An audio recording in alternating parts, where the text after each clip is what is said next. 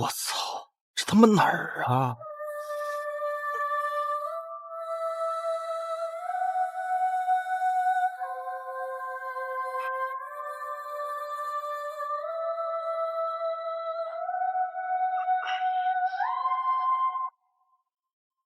我操！我真穿越了！大楚王朝？哎我去，这段历史我熟啊！我居然是三皇子杨林，那个死于党争纨绔皇子。那我不是就要嘎了？靖王殿下，该喝药了。出于靖王的妾室，好像自从半月前他过门以后，靖王身体每况愈下，直至卧床不起。本王觉得这汤药太苦，不如你亲自用嘴喂本王怎样？妾身份低微，怎敢玷污了这救命的良药？拒绝。那这汤药里边有毒了？你怎么知道？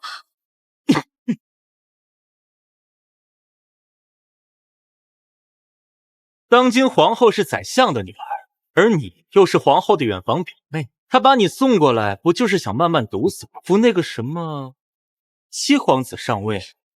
你全都知道了。不过话说回来，我以前是怎么忍住不动你的？不过现在嘛，本王要收点利息了。本王要收点利息了。放开我！放开我！放开我！你要是敢动我，皇后娘娘不会放过你的。皇后？对了，我被囚禁在这个地方，好像全是皇后做的。她要是敢来的话，正好新仇旧账一起算。放开我！放开我！表姐，据太医院线报，皇上已经病入膏肓，只在须弥之间。宰相大人已经前往七皇子寝宫觐见。太好了，只要七皇子能顺利当上太子，这大楚则将是我秦家的天下。表姐，听说皇上最近动了立三皇子杨林为太子的念头。如果他强撑着一口气召见杨林的话，这确实有点麻烦。朱玉那边什么情况？这么久了，怎么还毒不死杨林那个混蛋？要不……刚刚不是叫的挺欢的吗？别哭了啊！皇后娘娘驾到！皇后娘娘驾到！儿臣参见母后。圣上口谕：靖王杨林荒淫无道，意图谋反，现废其爵位，赐其死罪，立即执行。杨林，选一个吧。你们觉得吃定我了？难道你想抗旨不成？靖王殿下，我们秦家已经给够你体面，你若是不要，被数百御林军剁成肉泥，可就有失皇家体统。秦家？你们秦家挺牛逼呀，以为有个宰相在，就可以在大楚为所欲为了是吧？别忘了，现在大楚还姓杨，不姓秦。秦统领，送他上路。找死！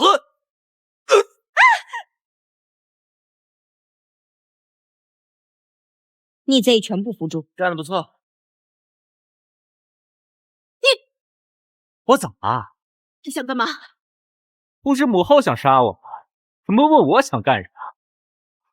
哦，对了，我记得父皇当初是为了稳住朝廷才召你进宫的。如果我没记错的话，你到现在还是完璧之身吧？如果我没记错的话，你还是完璧之身吧？本宫是不是完璧之身，干你何事？调戏皇后可是死罪。哦，调戏皇后是死罪，那擅自谋害皇子是什么罪呀？你放开我！我要是死了的话，你们随便给我安排个什么罪名，都说得过去。毕竟死人是不会说话的，对吧？但是我现在还活着，这个废物今天怎么不一样了？并且劫持了当朝皇后，你说父皇是会信你们秦家，还是信我这个亲生儿子？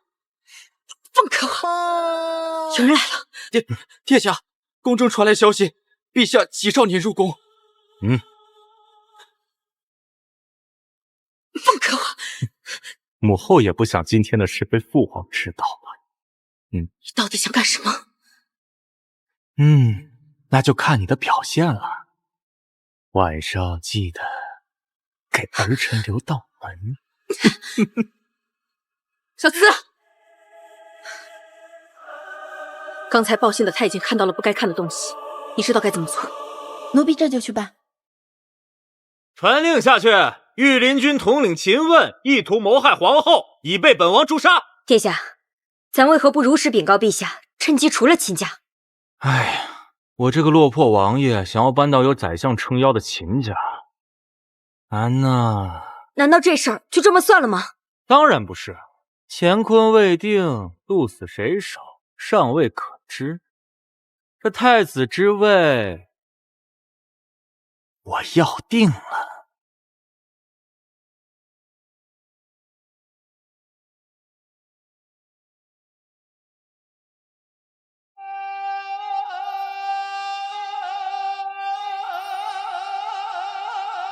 本官奉命驻守此处，免得闲杂人等惊扰了圣驾。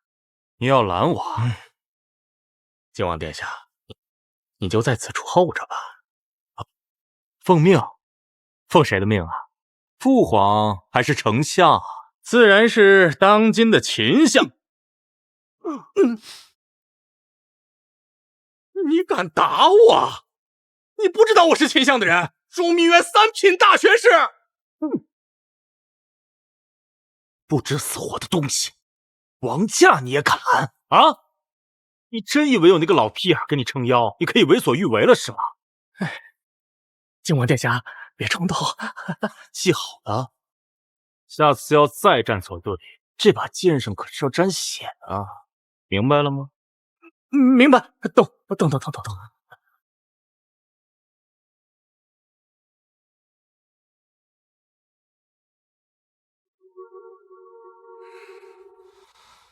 杨林，我定让你不得好死！陛下龙体欠安，储君之事确实不能再拖了。君王来了吗？回禀陛下，已经派人去催了。陛下，坊间流传这三皇子靖王生性跋扈，不学无术，素有纨绔之名。其文治武功远不如七皇子吴王，如果立他为储君的话，恐怕天下百姓不能幸福啊！宰相大人不愧为一人之下万人之上，一句话就可以代表普天之下数亿黎民百姓。父皇，儿臣来了。秦王，你来了。靖王此言何意？我堂堂大楚宰相所言，难道不能代表天下黎民百姓的心声吗？我本来不想理你啊，非得冲我来找骂是吧？你名为宰相，实则就是个硕鼠。都知道父皇病重，不能参加早朝，你天天在这催，你催你妈呢？你催怎么？宰相等不及，要改朝换代了是吗？我这是开窍了。陛下，老臣对大楚的忠心日月可见，老臣绝无谋逆之心啊！有没有你自己心里清楚啊？刚才拦我那个方志怀，在我府上给我下毒那个朱瑜，你摸着良心说，他们两个跟秦家一点关系都没有吗？欲加之罪，何患无辞？现在你还不是储君，就屡加羞辱本臣。哪一天，如果你真当上太子，这朝堂之上还不血流成河了吗？你别跟我一口一个丞相，老子当了皇帝，第一个除了丞相这个职位。废除宰相职位，让群臣无首，加固皇权，这真是大胆又大妙啊！陛下，此子狼子野心，昭然若揭，请陛下明鉴，绝不能把大楚交到他的手上。够了，明日早朝，朕自会宣布太子人选。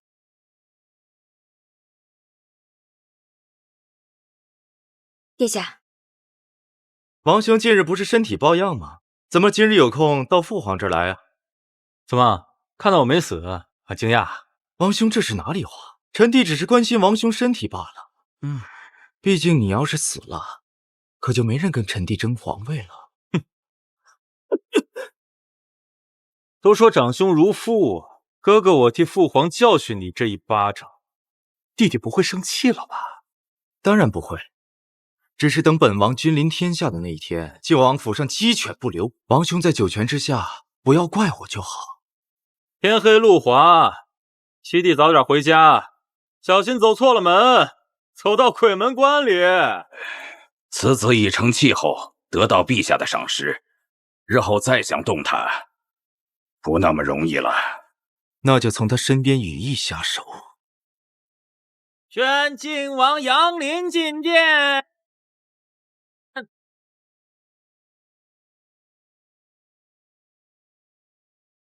儿臣参见父皇。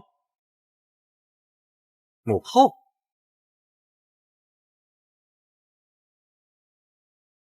平身吧。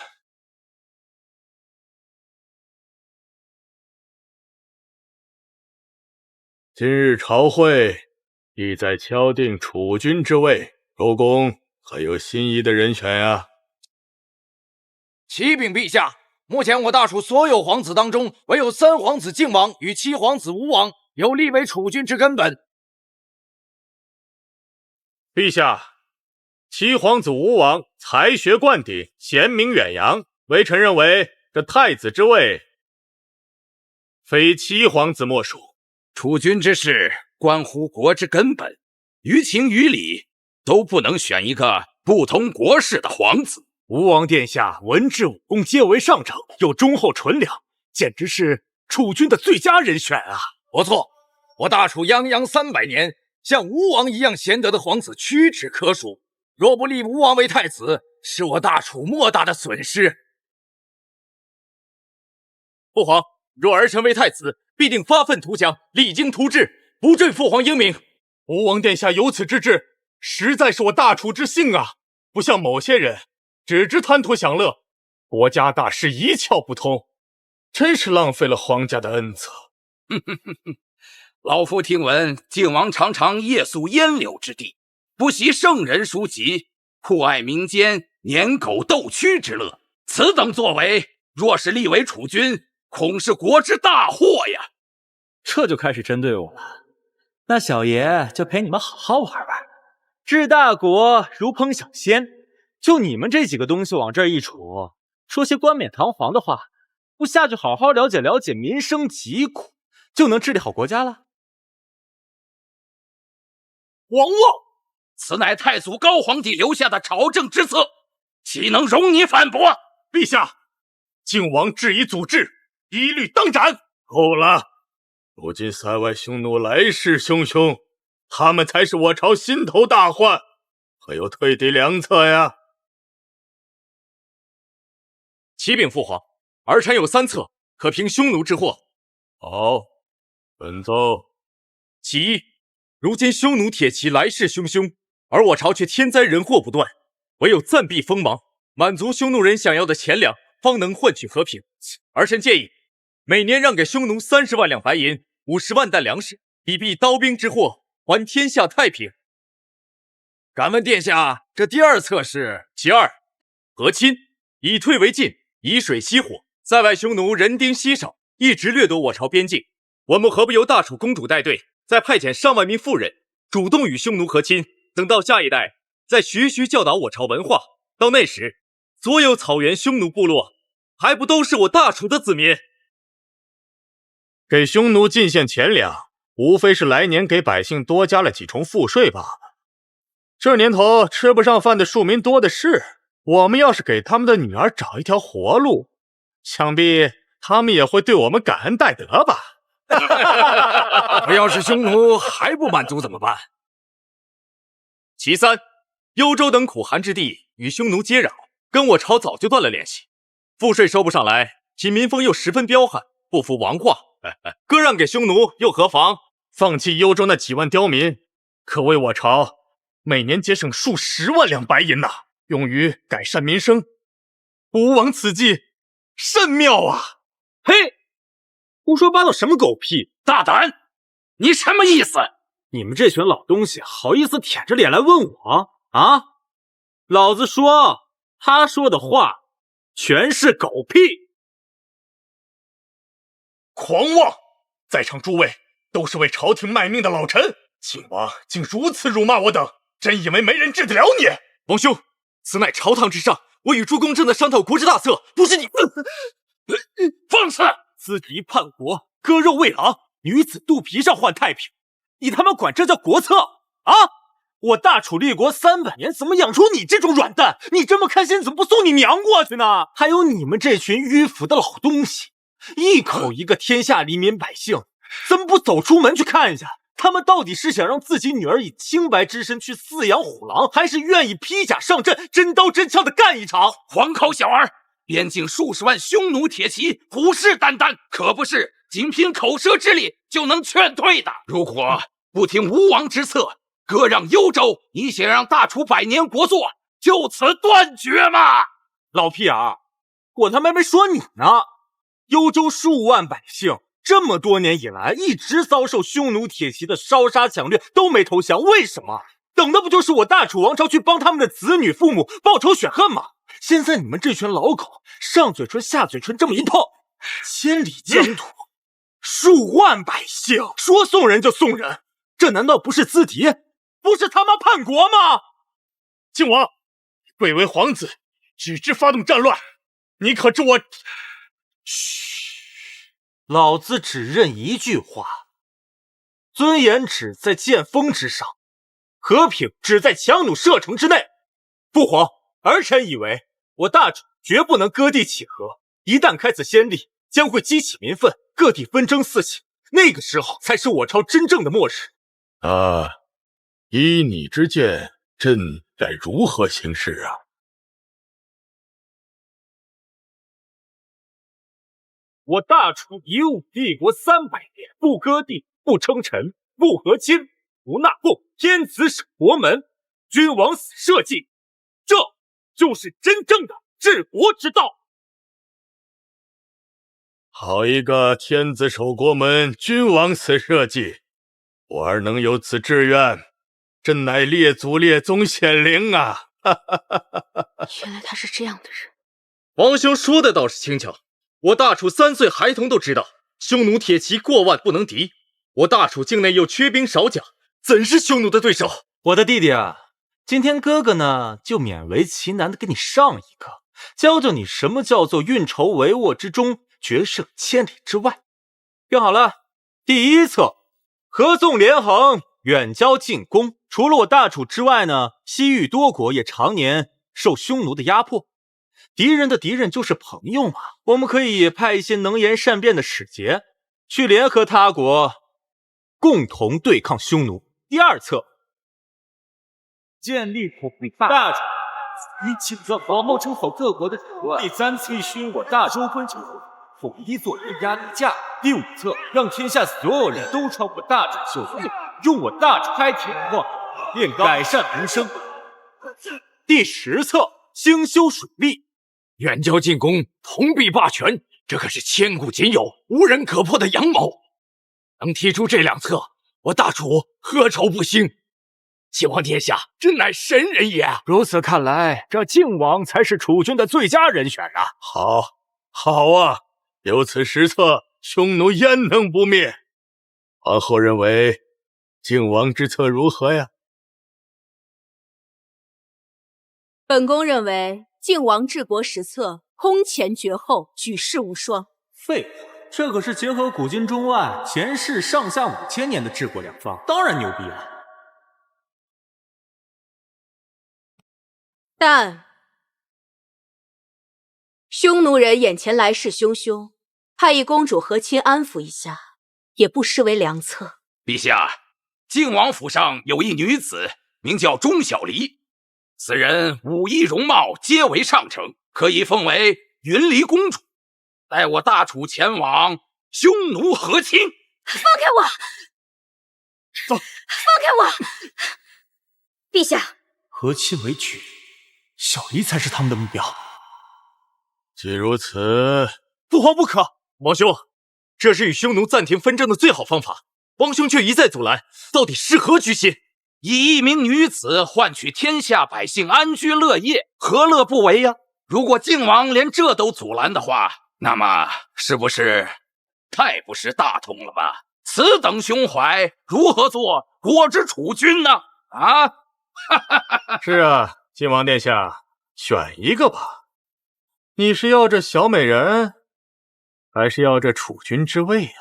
何须选择？江山、美人，我都要。陛下，靖王此等做法等同谋逆，请严惩不贷。陛下，靖王此等做法等同谋逆，请严惩不贷。你在狗叫个什么东西啊？够了！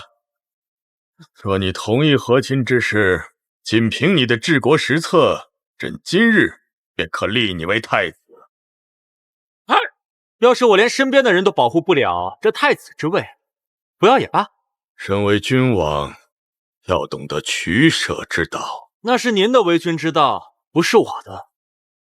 若我为帝，我绝不会放弃任何一个子民。那臣弟且问，不和亲，暂时稳住匈奴，如何施展你的治国实策？那边境来势汹汹的10万铁骑，你又该如何应对啊？围魏救赵，合纵连横，诱敌深入，无中生有。无需和亲，区10万铁骑，我自有计策。朝堂之上，君无戏言。靖王，你可敢立下军令状？有何不敢？靖王殿下，您可要想清楚，国之大策容不得半点马虎。若是匈奴不退，即便殿下贵为亲王，也将难逃死罪呀！殿下，不要！傻丫头，你救过我的命，现在你有麻烦了，我怎么可能不管你？拿笔来！今立此状，誓退匈奴，在场诸公皆可为证。皇天在上，后土在下。若违此状，甘愿枭首。大楚靖王杨林亲历。堂堂靖王为了一区区女子以命相抵，愚昧无知，荒唐至极。是啊，这算算时日，再过半月，匈奴使团也就到了。靖王殿下，趁这段时间，抓紧找块风水宝地吧。王兄，没想到仅凭此一计，便置你于死地。早知道臣弟就收着几分，这样我们还能好好玩玩。以人心破局，好手段。这次召回过后，靖王必成大器。尔等莫非真的相信，仅凭靖王一己之力，便可抵挡匈奴千军万马吗？真是滑天下之大稽！不管靖王是否有退敌之策，但靖王愿以千金之躯忽悠下属的胸襟，就值得下官敬佩。此等仁义之举，千古罕见，当为我辈之楷模呀！胡说八道！报！启禀陛下，沧州急报，匈奴使节团已临近京都，明日便要进京了。什么？他们怎么来得如此之快？他们是从西域丘车国入境，此次来的还有丘车国的人呢。丘车不是早与我家靖王殿下有姻亲之盟吗？怎会与匈奴人勾结？这次丘车使节代表正是丘车国的公主，他说丘车国公主说了什么？快讲！他说要与靖王殿下退婚。什么？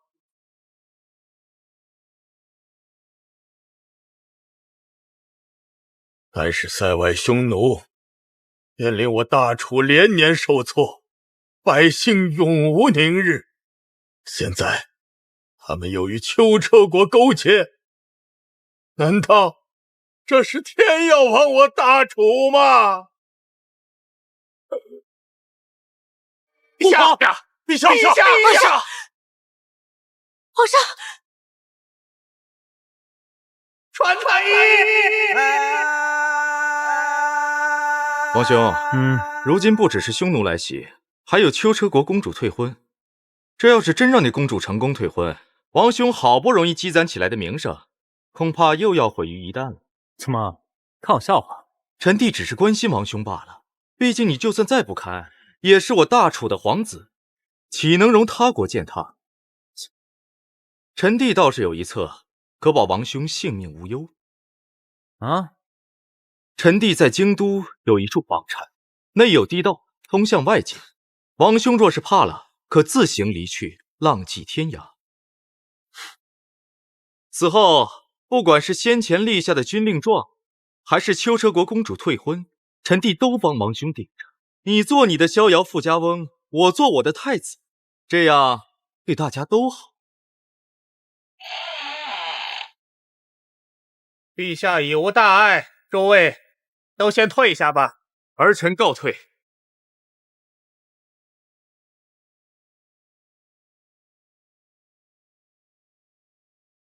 哎，你那个宅子真有密道吗？能通往京都的外界啊？那是自然。这么说，你是真要把这杨林给放了？本王说过要放他离开，至于能不能走掉，就要看他自己的本事了。嘿嘿嘿，行啊，你小子，吾儿有此心机，为父放心了啊！还敢说？哎呀，害死我娘这笔账，我迟早要找你算。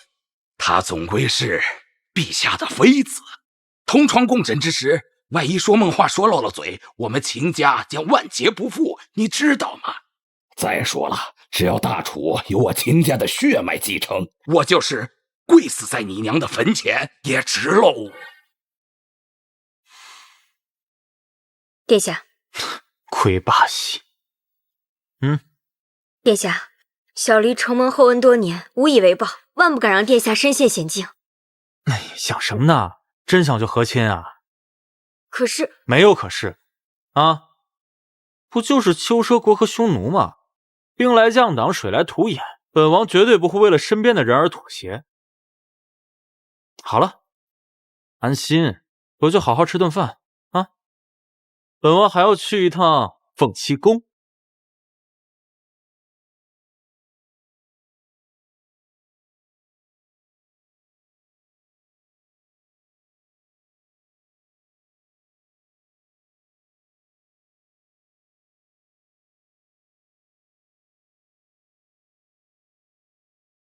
小慈，养心殿那边有消息了吗？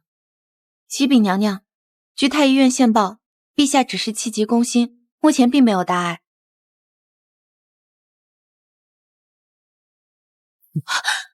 嘘，母后也不想自己沐浴的时候被别人看见吧？你要干什么？今日母后在朝堂上的表现，儿臣很是不满意，所以儿臣怎么惩罚母后呢？今天本宫不是有意的，都是秦家逼我这么做的。哦，秦家。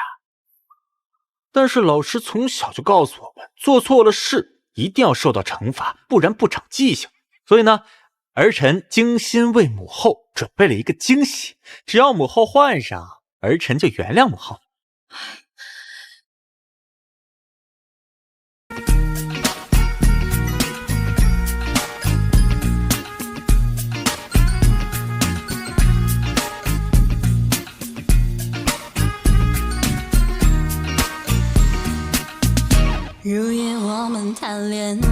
我的个乖乖，这皇后平时不显山不漏水的，原来这么有货呀！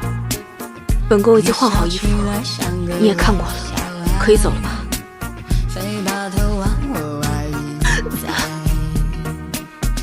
母后，这长夜漫漫，为何着急赶我走呢？你到底要干什么？这里可是凤栖宫。那你的意思是，不在凤栖宫就可以了？不是这个意思。让我们去靖王府如何？不行，会被人看到的。母后，儿臣来给您请安了。不要进来。二姐，你房间还有其他人？没有别人，我已经睡下了。有什么事情的话，明天再说吧。并无大事，只是秦安如说，今日要多提点一下朱宇，有什么事情要向我们禀报。好，我知道了，你赶紧走吧。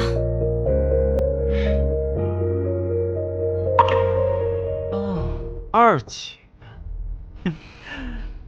我说那老屁眼儿怎么这么全心全意的扶他上位啊？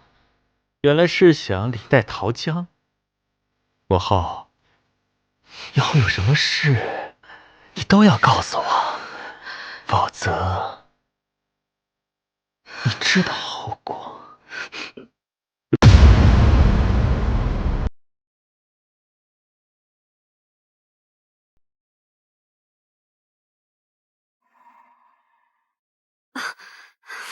殿下，你终于回来了。你要是困了呢，就先回去睡，不用等我。小离不困，殿下饿了吧？我这就去让灶房热菜。不用，我在凤栖宫已经吃过饭了。啊，对了，正好你也醒了，来帮我把这个做出来。殿下，这铁管有啥用啊？这个木炭、硝石、硫磺，民间都有的东西，咱们收集这个东西干嘛？我们要打败匈奴啊，就靠它了。明白，小离明日午时之前一定完成任务。去吧。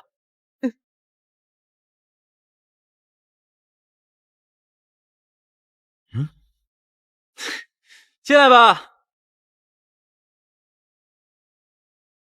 怎么？这就等不及了。放开我！给皇子下毒可是死罪，但你要是乖乖顺从本王的话，还可以继续做你的王妃。否则，要是本王把你交给大理寺，可就是求生不得，求死不能了。等一下，去床上。本王就喜欢在这儿。愿两国使节觐见。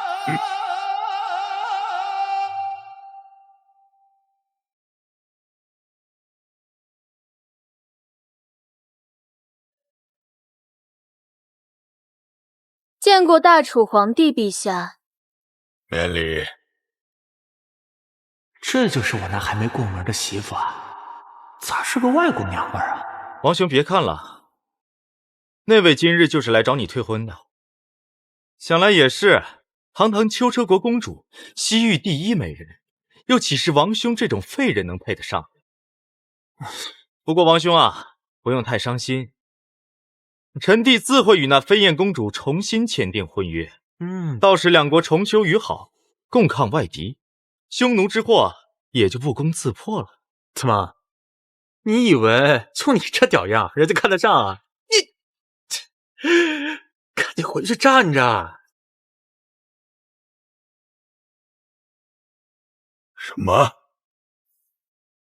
你想要我大楚2州之地？这天下土地，兵强马壮者据之。我大匈奴坐拥铁骑10万有余。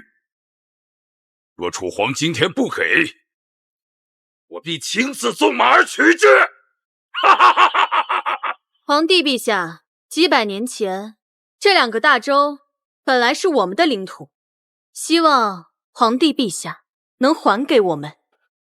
你们也想要2州？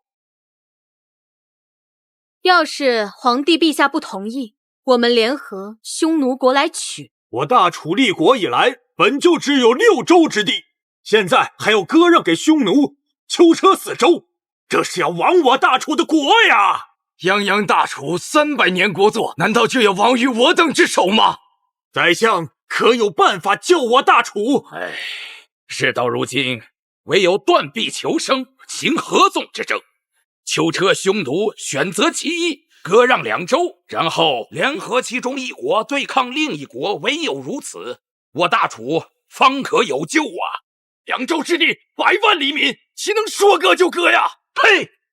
光是匈奴竟让我们大楚民不聊生。如今再联合丘车国，你说不妥协不和谈，难道你想让我大楚亡国吗？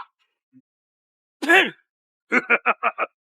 宰相英明，只要楚王愿割云幽两地与我国，我愿在此立下盟约，100年不起战事，从此两国结为兄弟之国，我王为兄，而楚王为帝。我们国王的意思也是这样，只要把2个大洲还给我们，2个国家就可以重新和好。祖宗的基业，岂能说让就让？你们割的不是我大楚的土地，割的是朕身上的肉，剜朕骨里的髓呀！皇帝陛下，你还是想清楚再说。我们国家和匈奴国有士兵20万，要是这次没谈好，遭殃的是你们的百姓。哎，行了行了行了，大不了就把4州割给你们就是了。是靖王不可！王兄昨日不是在朝堂之上慷慨激昂，夸下海口不放过大楚任何一个百姓，怎么今日一见到匈奴就要割地乞和？一口气割让4州，靖王好大的魄力呀！难道说这就是你所说的退敌之策？原来这就是王兄敢立下军令状的底气啊！以4州之地换自己的属下不去和亲，王兄倒是打得一手好算盘。可是靖王，你怎么知道匈奴和丘车要让我大楚4州呢？难道匈奴与靖王早有勾结？这么个软蛋也想娶本公主，简直在做白日梦。你给朕退下！陛下，靖王勾结外敌，一律当斩。宰相大人，你要不先等我把话说完，你再放屁啊？啊，怎么这么着急，心里有鬼啊？本相行得正，坐得端，光明磊落，还怕你这庶子不成吗？哎呀，这个苍青云幽4州确实是个好地方，是吧？良田数万顷，沃野一望无边，水源那更是丰富啊，是吧？你这小子倒是聪明，待我拿下2州之地，你若还如此听话，封你做楚皇也未尝不可。不过良田虽好，若是我埋下万金石灰，恐怕数10年之内都难以耕种。你什么意思？此时已经入秋，沃野虽一望无际，可我要一把火下去，那你能得到的就只能是一片焦土了。还有水源也不错，但是我在源头埋下瘟疫，尔等外敌也休想得到。你敢？你看老子敢不敢？你们不是号称有什么陈兵20万吗？我4州子民可是有500万，到时候因为你们使我那些子民失去了赖以生存的家园，那本王就只好让他们搬去你们的地方，然后就杀光你们的羊群，屠光你们的子民，世世代代永不休止。你好狠毒！若是如此，他们只能得到一片不毛之地，得不偿失啊！识此计者，要有玉石俱焚的大决心，举世皆敌的大魄力呀！一招不慎，这就是遗臭万年呐！我们以前都小看了靖王啊！楚王，难道这就是贵国谈判的诚意吗？事团事宜，全交由靖王处理。谢晋安，臣在。通知4州知府，本使主山。且慢！哎，行了行了，我知道你要说什么，但是这事儿没得谈，祖宗基业，寸土不让。你简直比地狱下的恶魔还要残忍！只要能护我大楚子民百世安康，非先骂名又怎样？我们换一个条件谈判，只要你们把2个大洲借给我们60年就可以。这60年不过是2代人的时光啊！能用2代人时光换取我大楚剩余4周休养生息，这太划算了。可是60年的时间也不短啊，足够2州百姓忘记仇恨，心生一心呐。妇人之仁，60年时间足以让我大楚培养出纵横天下的军队。60年之后，2州黎民若是敢反复，打回来便是。说的比唱的好听，谁不知道你们这些狼子野心？说是租界，实则是想同化我大楚子。不好意思，你们的条件本王不接受。区区2个大洲60年时间，换取你们国家的太平，你都不愿意？哼，难道你想跟我们开战吗？一世命即万世命，我们这代能解决的事情，就不用留给后代子孙了。曾经有位伟人说过，打得一拳开，免得百拳来。行了，你们还有最后一次机会，拿出你们的诚意，否则我就只好拖着你们一起下地狱。我就要那2个大洲！谢晋安，通知4州百姓准备迁徙。等一下，3场比试，2场决胜，你们败了，大洲就无条件给我们。那要是你们输了呢？哼，你们行吗？谢晋安，爹，你说你要什么？我要什么？我要你什么？们秋车国的6座城池，千里疆土。你们匈奴也是一样。绝不可能！我族疆土是由我族将士拼死拼活杀出来的，怎能让给2等凌弱楚国？哼，刚才找我们要的时候挺凶啊，现在轮到我找你要，怎么怕了？怂了？怕了就从哪儿来滚回哪儿去。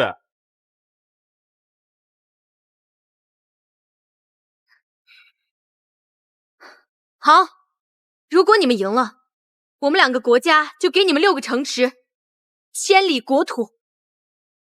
不过后2场比试要我们来出。随便你们，随便你们。父皇，此地施展不开，可否摆驾午门教场？准奏。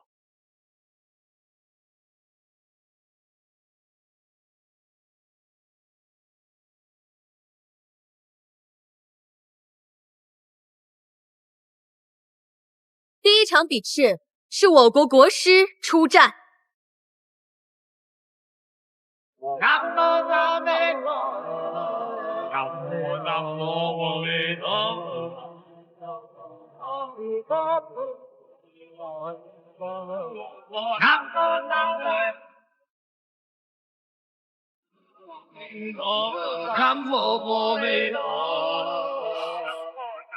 这不是龙吗？一目擎天，这是神仙才有的手段啊！万事。我国国师从小就上山修炼几十年，终于得到了上天的指示，下山助我秋车国一统天下。圣人说得龙旗庇护者得天下，现在连神龙都弃我们而去了吗？是啊，怎么办啊？你们真的是弱小，如今占了6州，就算亡国也是天意。这就是第1场比试的内容，只要你们1炷香时间内能让国师从天上下来，那就是你们赢了。这有何难？此人不就是靠一根拐杖撑着，只要把他的拐杖砍断，自然也就落下来。你可以试试。什么东西敢在本王面前装神弄鬼？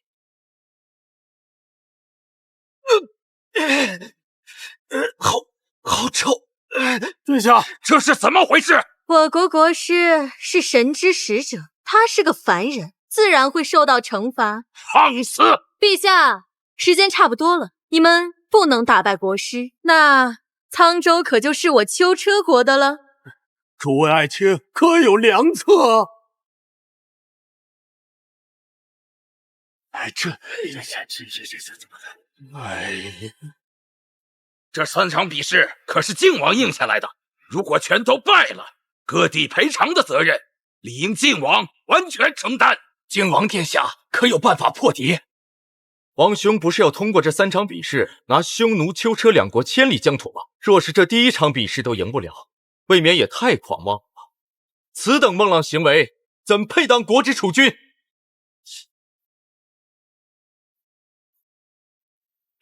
干什么？臭鸡蛋味儿，原来是硫化氢。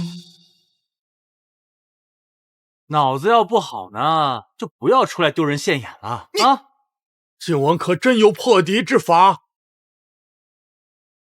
晋王可真有破敌之法？父皇放心，我只需要一物，就可以把那个神棍从天上弄下来。谢谢安。殿下。啊，那东西，去吧去吧。晋王，父皇放心，当年我高中化学可是考了89分。化学，你不吹牛能死吗？一炷香本就时间不长，你这是瞎子点灯，白费了。我说你个老屁眼啊！亏你还是宰相，这么简单的物理化学你都不懂，活到狗身上去了你！闭嘴！你圣水来了！嘿，哎呀，圣水来了！殿下，圣水来了！哎！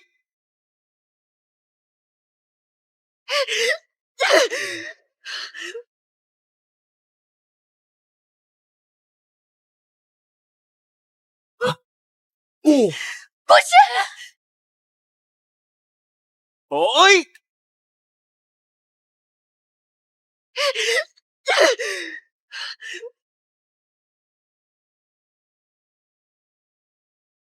不是！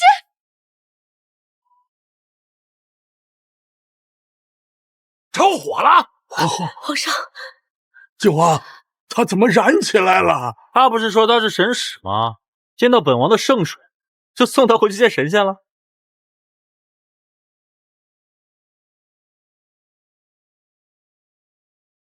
马尿当中含有不少的硫磺酸，一旦与特定化学物相溶，就会自燃。公主殿下，不知道这样算不算让你家国师从天上下来？第1场，算你们赢了。这就赢了，好，列祖列宗在天有灵啊，在天有灵！我大楚终于在外邦面前赢了一回。我们赢了外邦，赢了匈奴和丘车国啊！多少年了，我大楚总算打了一次胜仗了，苍天有眼呐！晋王殿下威武！晋王殿下威武！晋王殿下威武！晋王殿下威武！你们恐怕高兴的太早了吧？第2场比试可不是随随便便耍点小聪明就能过去的。尔等匈奴还有什么花样，尽管使出来，有我们靖王殿下在，就算你把天王老子请过来，我们也照样不惧。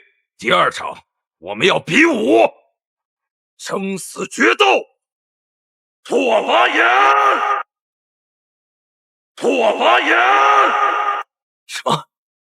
天下第1高手拓跋炎？10年前，这拓跋炎曾来过我大楚，6州之地无一人是其对手。是啊，这10年来，大楚百姓口口相传，塞外苍狼能知小儿夜啼。难道10年前的耻辱，今日又要重演了吗？诸位，这第2局可有人选迎战拓跋炎？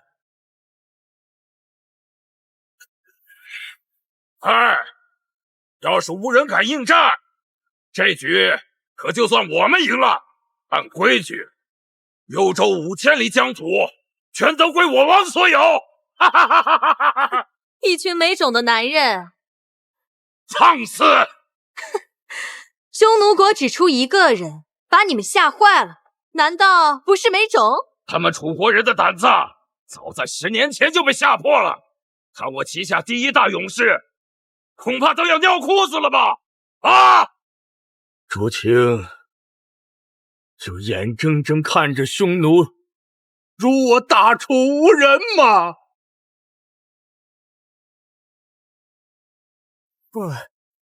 父皇，儿臣门下何长恭请战拓跋衍。何长恭，传闻此人单臂就能举起100斤巨石，有万夫莫挡之勇。要是他能出战，我大楚定能打败拓跋衍。不是说那何长恭远高于顶吗？吴王确定能请动他？本王朋友满天下，我与何兄私交甚好。等我修书一封，说明情况，我那何兄必定半炷香的时间提刀来见，替我大楚斩了拓跋衍。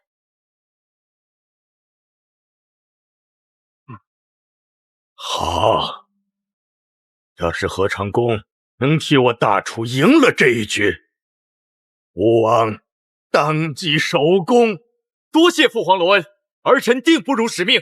关键时刻还得看吴王殿下，方能扶大夏将行早，扶国家于水火。不像有些小打小闹、小聪明之人，那就像狗肉，上不了台面。宰相大人未免也太厚此薄彼了吧？第一场，靖王殿下可是在所有人都毫无办法的时候站了出来，为我大楚赢下一局，怎么就上不了台面了？哼，王兄的手段不过是取巧吧，只要给诸公一些时间，谁都能想得出来。既然是比试，还是堂堂正正的赢下为好。你还有自信啊？我与何兄之间一比天高，情比海深，只要本王一句话，哪怕是刀山火海，何兄一往。想来王兄这种自私自利之人，应当是永远都不会理解一生兄弟大过天是何意境。是这何长恭送信的内侍回来了。是啊，我何兄到哪儿了？启禀殿下，何长恭说他今天闹肚子，来不了了。什么？你再说一遍。奴才到何长恭府上，一说要迎战拓跋衍，何长恭就捂着肚子跑进茅房，随后奴才几人把茅房掏干净了，也不见何长恭人呢。好一手遁入屎坑深不见。七弟，原来这就是你所说的一比天高，情比海深，长见识了。何长恭，靖王殿下何必落井下石啊？吴王殿下赢不了拓跋衍，难道你就行了吗？宰相大人又是从哪儿看出我不行？再说我行不行，你说了也不算。王兄，有些大话说出来是要死人的。人不行，别怪路不平。哥哥，我不像你，我一般只做有把握的事。嘿嘿，算时间，应该快到了吧？靖王，真有办法打败拓跋衍？父王稍等，等我绝世神兵到了，神挡杀神，佛挡杀佛。哎，你让我们等，我们就等啊！要是你那破神兵一辈子都做不出来，我们就等你一辈子嘛！啊！本公主倒想看看，你这小胳膊小腿能用多重的兵器啊？他们楚国要有此神兵的话，你我两族早就被灭尽了，还能等到今天割地起和的地步吗？啊！你们就等着看看我能不能踏破你们的王庭。殿下，小离不辱使命，成功做出神器，与图纸上分毫不差。记住啊，以后这个呢不能对着自己，也不能对着我，明白吗？就这2寸铁管，难道就是王兄所说的绝世神兵？就这2寸铁管，难道就是王兄所说的绝世神兵？这正所谓1寸长1寸强，1寸短1寸险。过关大将、武林侠士皆以武器长重为尊。靖王手上这2寸小铁管，是要笑死我吗？这靖王不会被上一次的胜利冲昏头脑，才会做出如此不智之举。靖王10年前也就10来岁，没经历过那次战争，不知道拓跋衍的厉害呀。是，谁说不是呢？一定要拿这小小的铁棍来送死吗？10年了，你们楚国还是如此的愚蠢。废话真多，还打不打啊？耳朵都听得起茧子了。好，你要想送死，我就成全你。拓跋炎，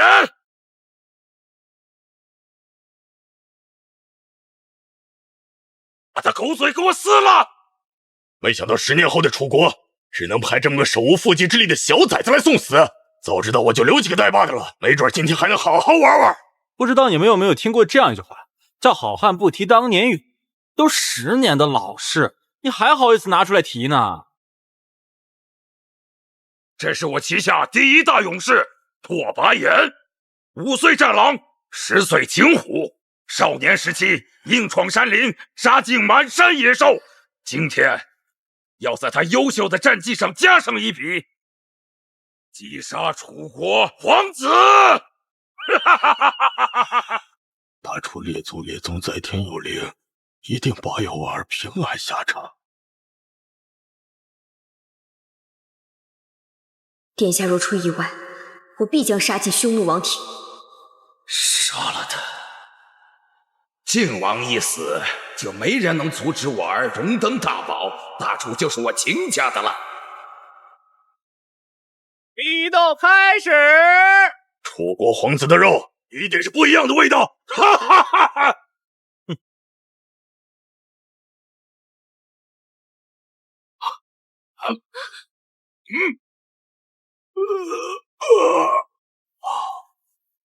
大人，时代变了。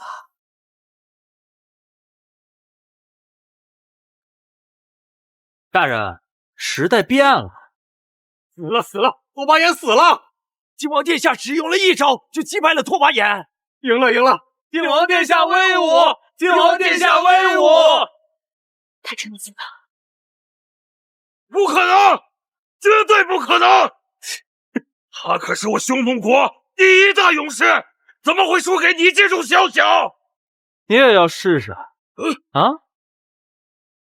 不妨告诉你们，像这样的兵器，本王手里还有1万支。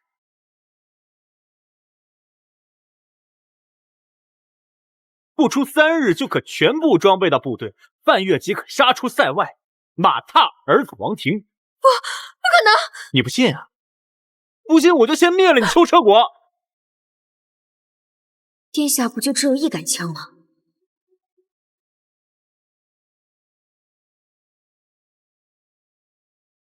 你不信啊？不信我就先灭了你秋车国。不要！我国国民都是无辜的，请靖王。无辜？你现在来跟我讲无辜？你们刚才趾高气扬过来要我们地的时候，怎么没想到我大楚百姓无辜？好，这2场比试全是你们赢了，我国愿意无条件给你们6个城市和千里疆土。我们匈奴也一样，还请靖王殿下大人不计小人过，原谅我们的冒犯之罪。自开元盛世以来，我大楚疆土连年缩减，没想到我辈儿郎还有看到故土失而复得的一天。靖王殿下威武！靖王殿下威武！见太一朝有此功绩，朕总算能在九泉之下挺直腰板，面对列祖列宗啊！户部尚书何在？行了，本王不要你们疆土。靖王殿下高义，请受小人一拜。靖王殿下，国之疆域，寸土必争，万万不可有那妇人之仁呐！靖王创下如此伟业，足以登上太子之位，万万不可心慈手软呐！是啊，靖王殿下，这秋车国背信弃义，匈奴又奸猾狡诈，现在我们取得2国的疆土，乃是替天行道啊！您千万不要妇人之仁呐！灵儿，为父这朝就指望这番功绩面对列祖列宗了。父皇，既然你把谈判事宜全交给儿臣，就请相信儿臣。哎，也罢。两位，接下来我们来谈谈割让事宜吧。靖王殿下，你刚才不说不要我们的土地吗？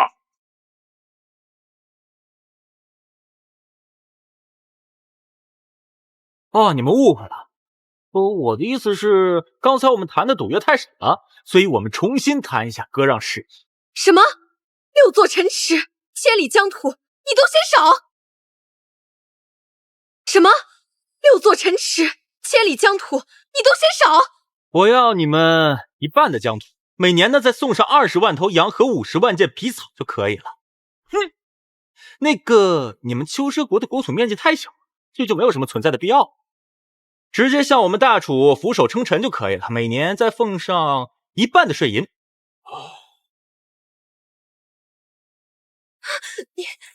你想亡我秋奢国？什么话这是？要是你们表现好的话，我可以考虑保留你们的自主权。不可能，我国国民就算血战最后一刻，也不会对你们低头。只有战死的草原二郎，没有投降的匈奴人。丧权辱国的条约，我绝不答应。接着叫，不服啊，老子明天就一人一杆枪，把你们祖坟都刨出来。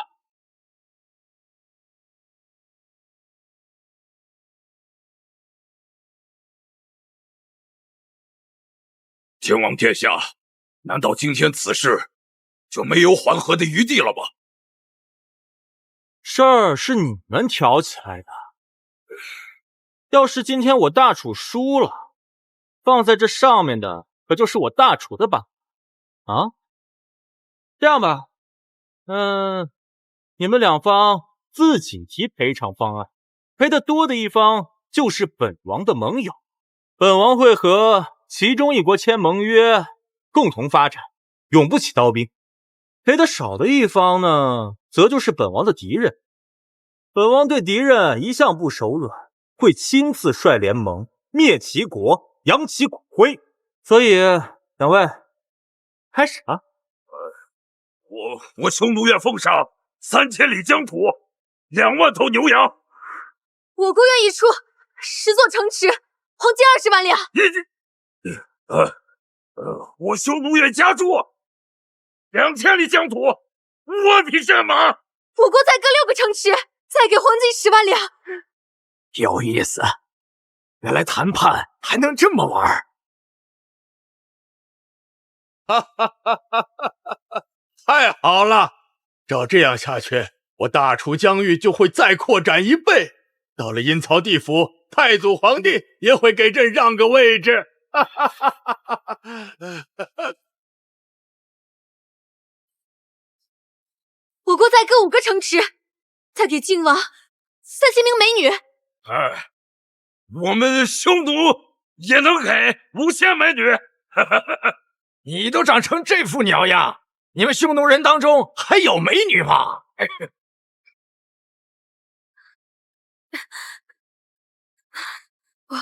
我是公主，我愿为奴为婢，绝无怨言。好家伙，这是把自己都压上，看来秋车国油水也被榨得差不多了。哎，对了，听说你是来找本王退婚的是吧？你误会了。行，姑且信你一回。所以看你今晚的表现。殿下，不就是公主吗？我们国家也有公主，而且是草原第1大美人，比这娘们儿好看1万倍。拓跋小小，拓跋小小，草原第1美人。是啊，也只有草原第1美人才能配得上她呀。可惜我大楚第1美人是皇后，不然以靖王今日所立下的功勋，陛下必然会把她赏赐给她。今天3国美人齐聚一堂，究竟谁又能艳压群芳呢？各位大人，你们有没有觉得这地在抖啊？大哥，小小来了！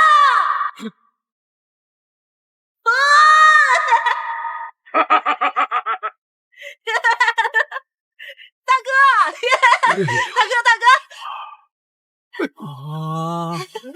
这就是你们说的草原天下第1美人？这就是舍妹拓跋小小，草原第1大美人。殿下请看，这是小妹的前蹄，一拳就能薅死一只狗熊。这是小妹的玉腿，草原日行3000里不费劲。这他妈才是草原第一高手吧？殿下说笑了。小妹从小身子骨柔弱，不善舞刀弄枪，唯独钟爱女红。要是殿下娶了我们小小啊，绝对会对你百依百顺，小鸟依人。哈哈哈哈！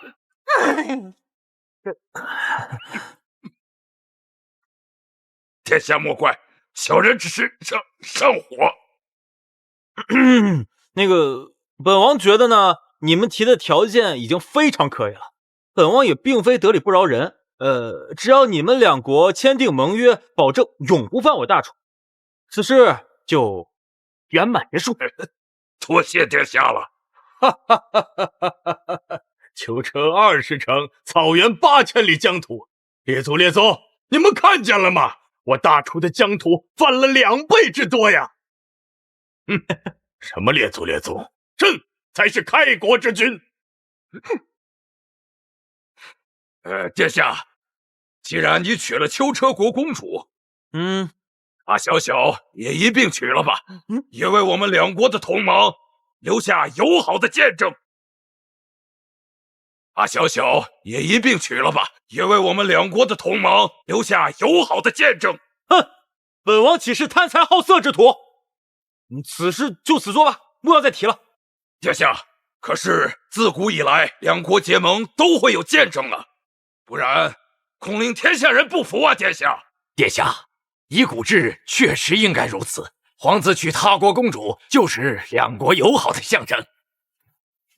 我记得当初这秋车国与我大楚结盟时，那时便定下了靖王殿下与飞燕公主的婚约啊。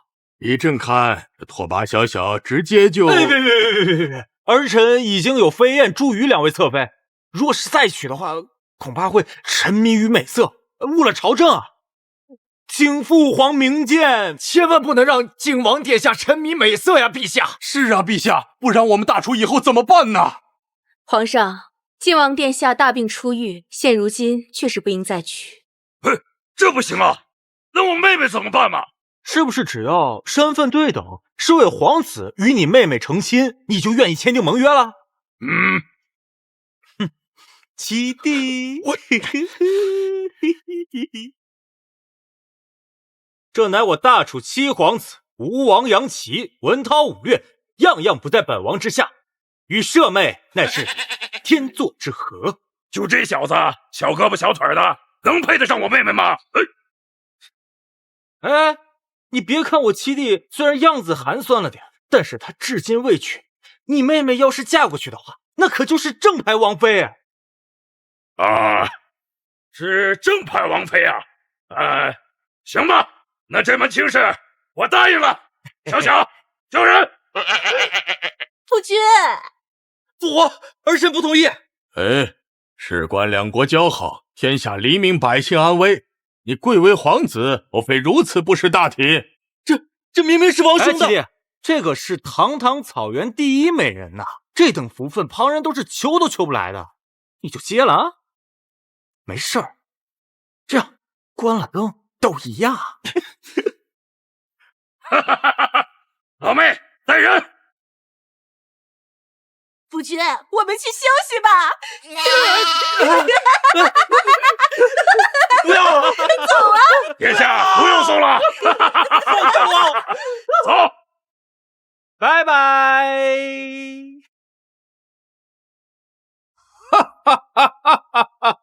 此等重大喜事，应当普天同庆。朕宣布，3日之后将在太极殿设宴，犒劳百官。陛下圣明，赐靖王免死金牌1块，镇国宝剑1柄。秦王以下先斩后奏，行监国处政之权。谢父皇隆恩。 3日之后，朕会当着文武百官的面，亲自册封你为太子。好。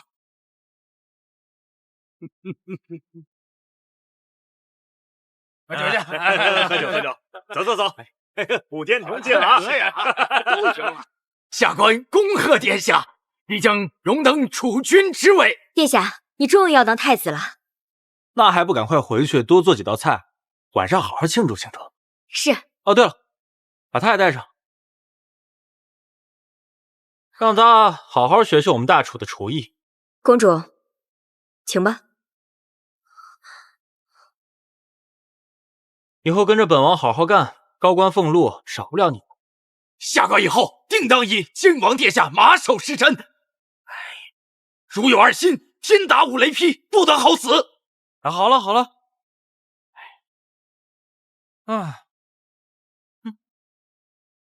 还是现代玩意儿管用。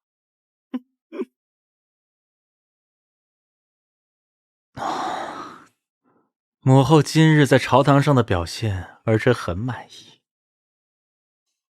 你开心就好。所以呢，儿臣要好好奖励一下母后。你又要干什么？要奖励你？怎么？等不及了？你们秦家与匈奴到底有什么勾结？这次匈奴与秋车国联盟本就蹊跷。朝堂之上，那个老屁眼和杨琪看似站在我们大楚这边，实则暗地里处处帮着匈奴。还有那个何长工，我猜他根本就没有逃吧？是被你们秦家害了吧？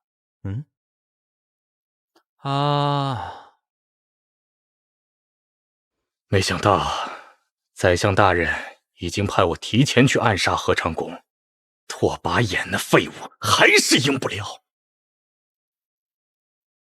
今日之前，我大楚能与拓跋衍一决高下的，只有那武状元何长工。当时那种情况，就算杨琪不提出来，别人也想得到他。所以本想提前布局，让宫中的太监先通知你，只是没想到啊，那杨林竟造出了一击毙命，天下第一高手的神器。如今3日之后，那杨林就要被立为太子，他一旦继位，我等是怕万劫不复啊！杨林，乾坤未定，鹿死谁手尚未可知。秦相可有妙计？我身为大楚宰相，一人之下，万人之上。陛下不是3日后要册封杨林为太子吗？我们当着文武百臣的面搞臭他的名声，让他下不来台。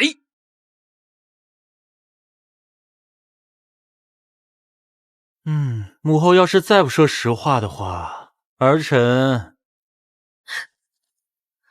可就要开始惩罚喽。我说，以大楚2州换取匈奴支持杨琪上位，可以呀，那个老屁眼儿。本宫知道的已经都告诉你了。母后总有事瞒着儿臣，儿臣怎么知道母后有没有说实话呢？那你想怎么样？儿臣要亲自检查一下。妹妹既然嫁进我们晋王府，有些规矩姐姐还是要提前讲清楚，免得日后相处的不愉快。姐姐进门比妹妹早，以后每日辰时，妹妹需要向姐姐请安。晋王殿下大病初愈，身子骨虚，所以妹妹侍寝之事，依姐姐看，还是等殿下养好了身子再说。但是，殿下不是说我今天要陪他睡觉吗？妹妹，这就是你的不对了呀。虽然说殿下让你侍寝，可是咱们作为妃子，还是要替殿下的身子考虑，不是？你可以说这2日来了鬼水了呀。是谁在造谣本王虚啊？是谁在造谣本王虚啊？殿下。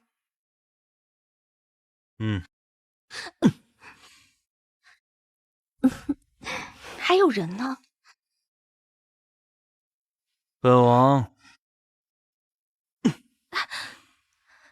今天就让你们见识一下，什么叫一龙戏双凤，银枪永不倒。此次与两国谈判，我朝能够大获全胜，靖王殿下当即首功。这第一杯酒，当为靖王殿下喝。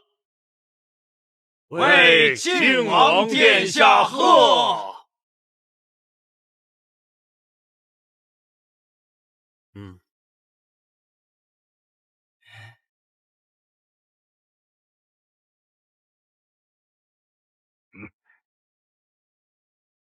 早就听闻靖王殿下才华盖世，下官近日作得一小曲，还请靖王殿下指点一二。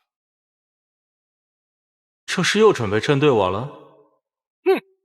如今靖王殿下行监国之权，经手的都是国之重策，哪有时间醉生于淫词滥调当中？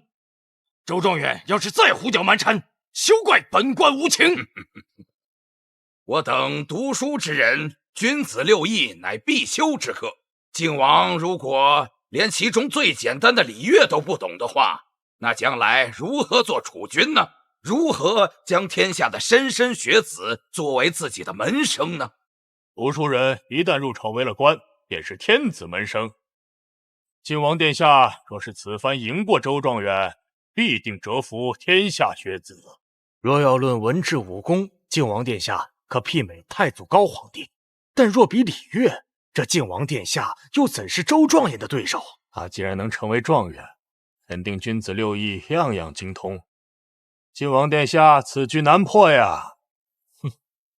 若是今日露了破绽，必定会沦为天下人的笑柄。你一个状元都不怕，我怕什么呀？啊！靖王殿下，请赐教。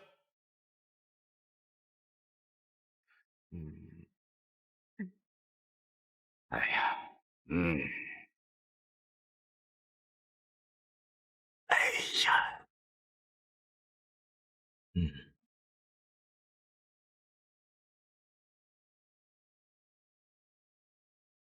靖王殿下，在下这首曲子做得如何呀？你管这叫曲？吹的什么狗屁玩意儿？你竟然骂我这首曲子是狗屁！王兄未免也太自大了吧？周公子此曲意境丰满，令人回味无穷，足以名列楚乐礼乐前10。王兄竟说狗屁不通，莫非王兄能奏出更好的音律？我堂堂大楚，谁人不知靖王小时候就是一个牧童？传闻啊，这夫子在台上讲圣贤之书，靖王在下面做周公大梦。夫子问何为礼乐？哟，靖王手指池塘，鲤鱼。当年这件事可是传遍了整个京都，就连这街边的杂皮呀，都把它编成了顺口溜了。哎，你这么说，我也想起来了，那叫什么？夫子问鲤鱼。门主还有这么一段黑历史啊！这靖王连礼乐都不懂，又怎会知晓周状元的音律之美呢？周状元，以本相看，你刚才跟他请教，那还不是对牛弹琴吗？王兄，知之为知之，不知为不知，是为知也。若王兄连如此浅显的道理都不懂，又如何配当国之储君？如何能治理好大楚啊？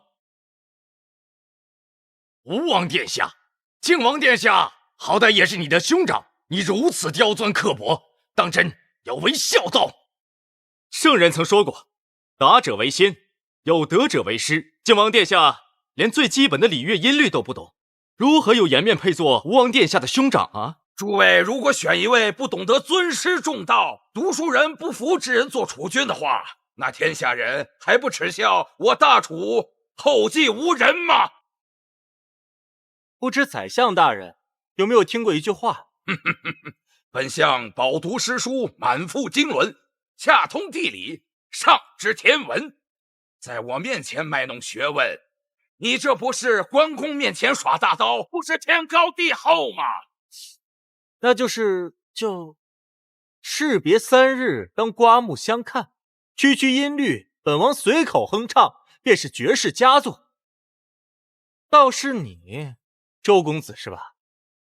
你就一介状元，不过5品官身，你让我堂堂亲王，监国之君，为你献一曲，没搞错吧？再好的音律，也要有人听到才行。我等都没听到王兄的音律，又怎会知道究竟是不堪入耳，还是绝世佳作？七弟好算计啊！我乃监国亲王，我代表的是大楚的脸面，我为一个状元献曲，传出去不是让天下老百姓贻笑大方啊！好歹毒的计策！先是周状元故意挑事，引殿下上钩，我和宰相再激发矛盾，逼殿下应战。不管今日殿下能否在音律上赢下周状元，但殿下为周状元献曲这事一旦传出去，殿下在读书人心中的地位将一落千丈啊！俗话说，文无第一，武无第二。状元的名头听起来响亮，但也就是在市井百姓面前好使。这天下学子不服他的大有人在呀。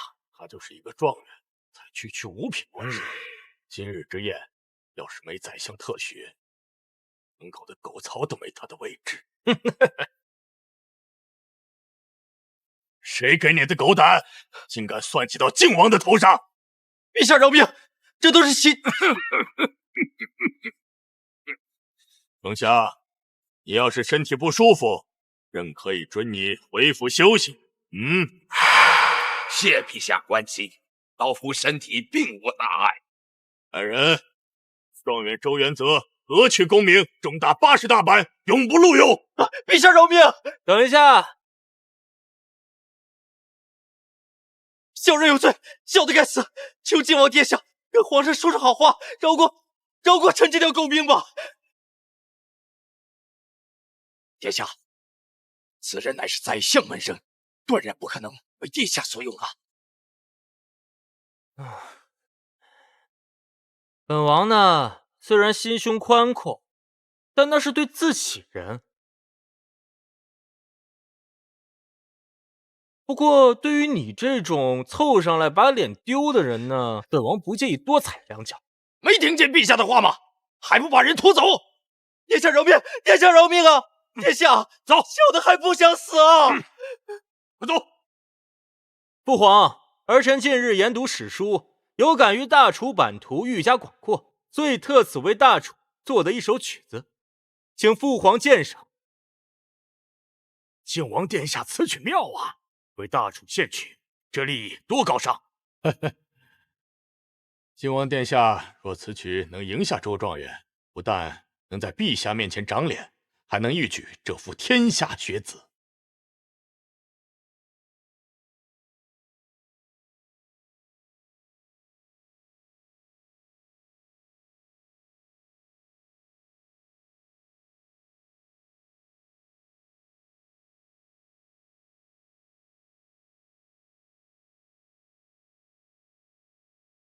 相思请放下，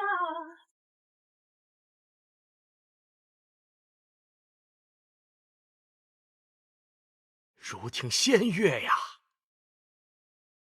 好，此曲好啊，大气磅礴，内敛天华，但仔细聆听，又有屡屡的杀气外露。这不就是一个帝王的品德吗？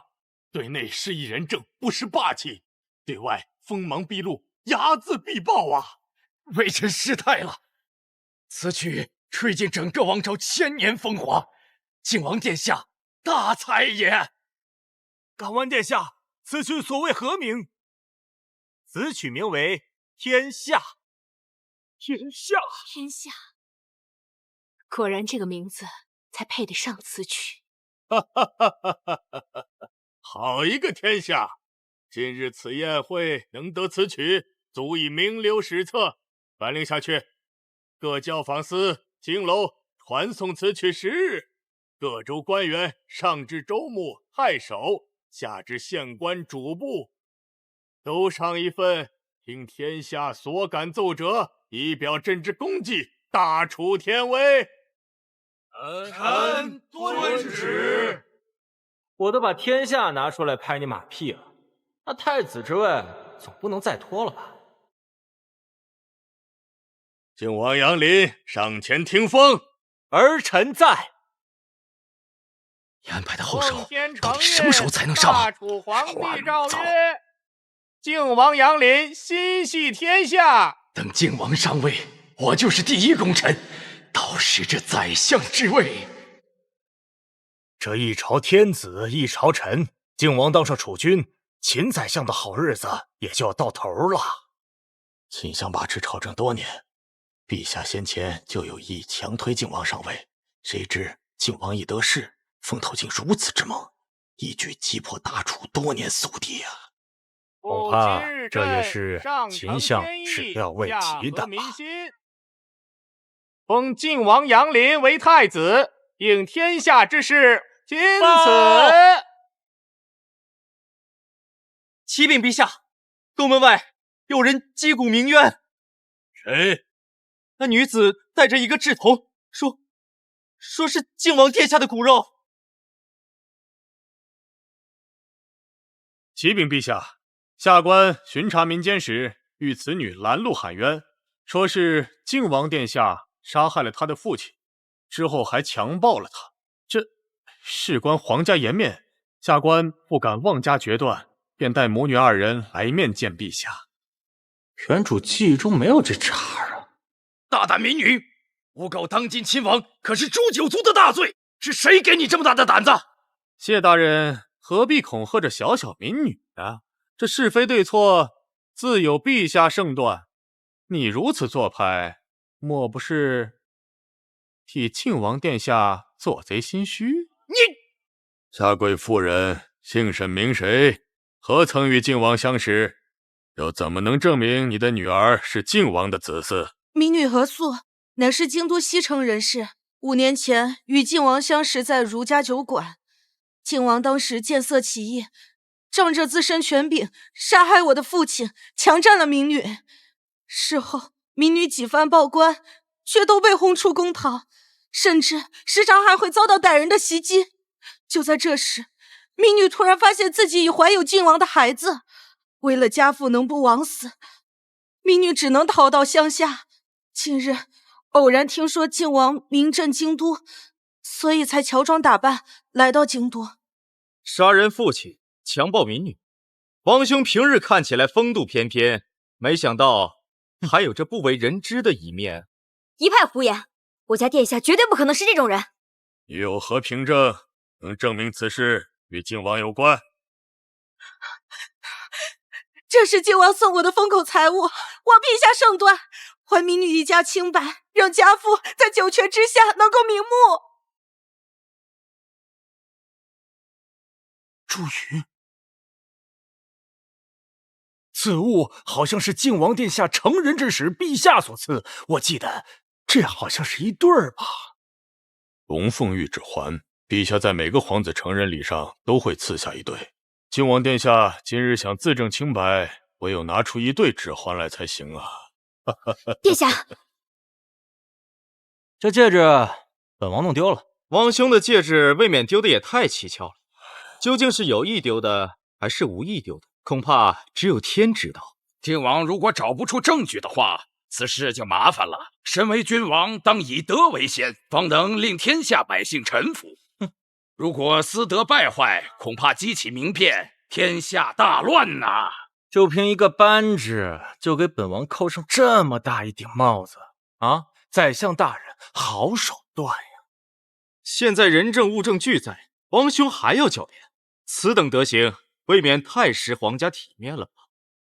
哎，吴王这句话说的不对，人家靖王殿下毕竟是刚为大楚立下了大功，嚣张跋扈点也情有可原。哎，何况这区区没有背景的母女，交给下官，保证不会给靖王殿下留下半分污点。走，娘亲，放开我的孩子，放开他！你可知道，这靖王殿下可是马上要成为太子的人了，就凭你们也可以随意诽谤？你放我的孩子！我今天要是让你把他们母女俩杀了，明天我的恶名是不是就传遍整个大楚了？啊？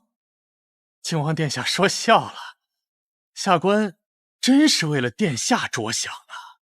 这俗话说虎毒不食子，靖王此举是不是证明了这女童就是你的亲骨肉呢？我只是看不惯欺负弱小罢了，不过就想凭一个玉扳指想定我的罪，未免太草率了吧？倘若靖王殿下当真问心无愧的话，我大楚倒是有一秘法。你是说滴血认亲术？对，正是此术。此术只需取靖王殿下和女童各自一滴鲜血，将之混在水中。若是2滴鲜血在水中融合一起，则证明此女童便是靖王殿下之子嗣。这反之嘛，则是这对母女诬陷靖王，这流言蜚语自然也就不攻自破了。这个办法好，这个办法好啊！靖王，对此事你可有异议？儿臣没有异议。好，朕也相信你不会做出如此天怒人怨之事，但是为了堵住悠悠众口，还得滴血一验。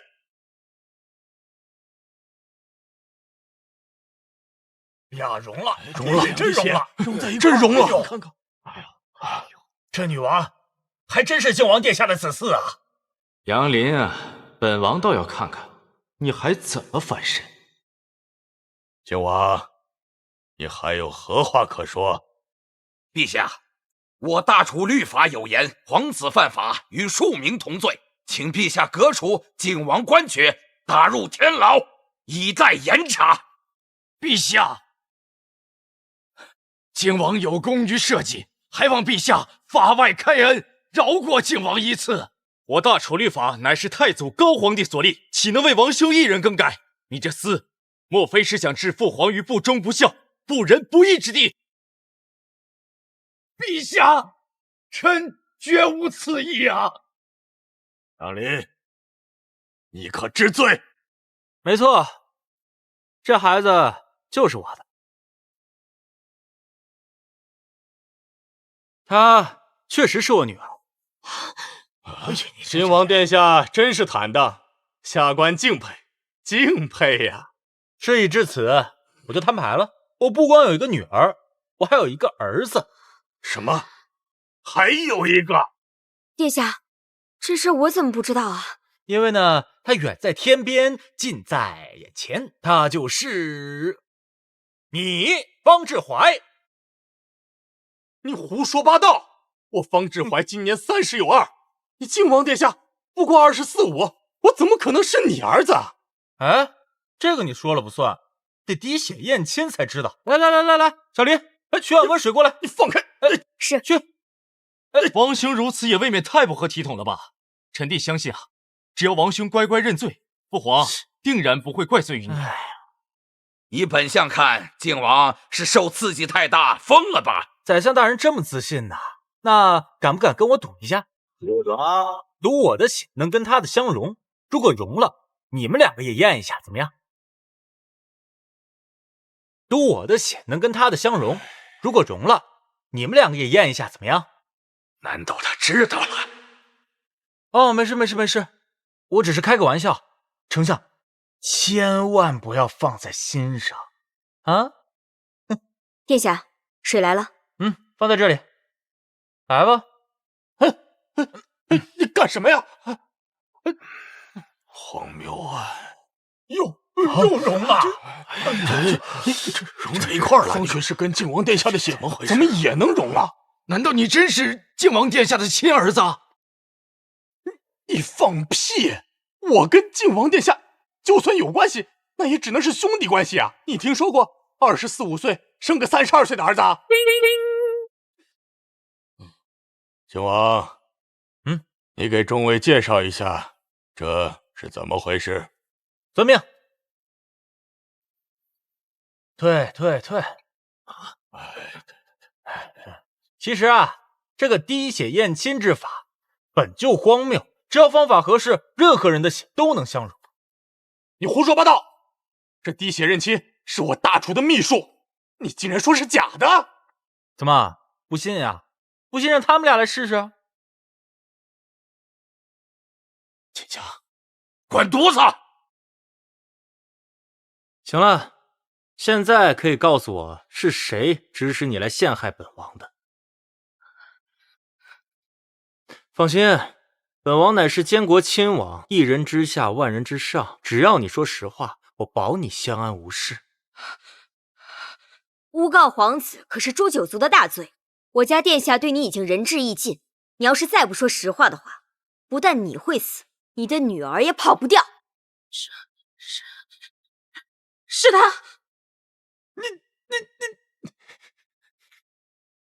好，乖啊，小黎，带他们两个回去。是，请吧。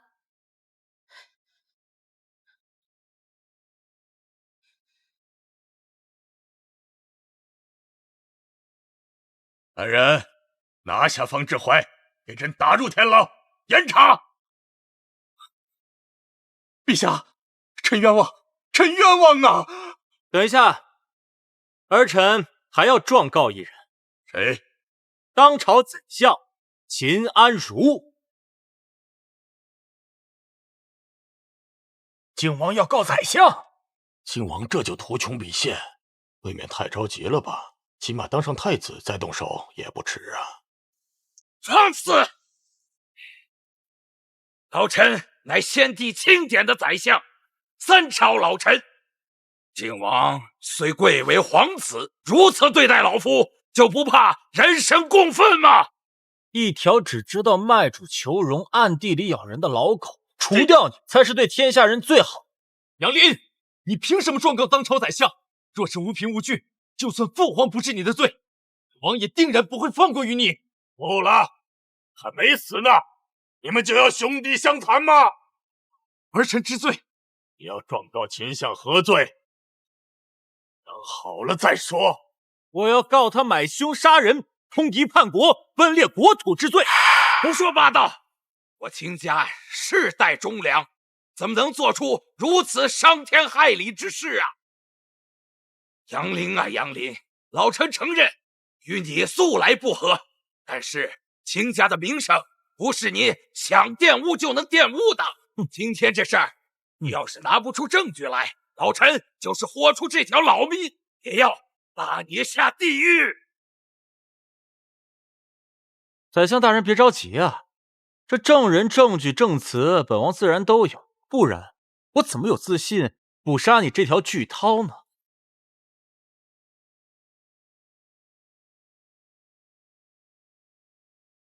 参见楚皇陛下，下使受我王诏令，常年与秦相有书信往来。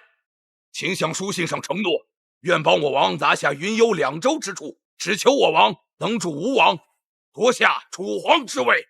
什么？秦安如贵为当朝宰相，竟然做出如此猎徒子敌之事！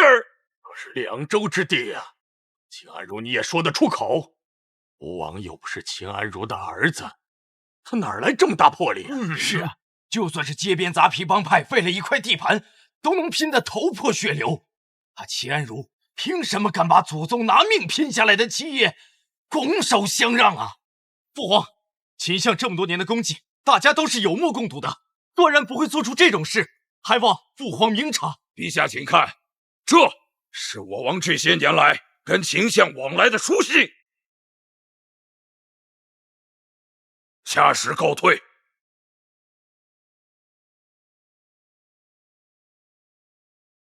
秦安如，如今证据确凿，你还有什么想说的？陛下，这敌国匈奴之言，岂可作为呈堂供证？依臣看，肯定是这杨林与匈奴勾结，污蔑宰相所做的伪证。陛下，老臣从未和匈奴有过来往，倒是这靖王和匈奴暗通款曲，诬陷本相。你们之间有什么关系？啊？匈奴王都放弃你，选择自保了，你的嘴巴真的比这柱子还硬啊！这不要脸的风格，确实值得本王学习。王兄要是拿不出新的证据，这与匈奴王勾结、构陷当朝宰相的罪名，可就永远都洗不清了。本王自然有新的证人。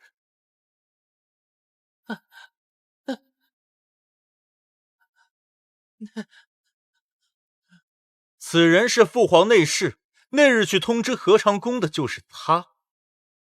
从午门校场到合昌宫府上，正常人走路需要半个时辰，而你去了有2个时辰。你说，你去干嘛了呀？当天奴才不小心崴了脚，所以耽搁了一些时辰。崴了脚。合昌宫的家人在粪坑里发现了他的尸体，据仵作查验，他是被毒杀的，而毒发的时间正好是你回来的那一刻，所以真相只有一个，就是他毒杀了合昌宫。不是我，不是我，不是你是谁？好你个狗奴才，竟敢与匈奴勾结，毒害我朝武庄园！来人啊，将他拖下去斩了！哎，七弟，别着急啊，我还没审完呢。这还有什么好审的？分明就是那匈奴买通了这狗奴才，让他毒杀我朝武庄园，好赢下这场比试。可是我好像记得那日是七弟你亲手把信交给他的。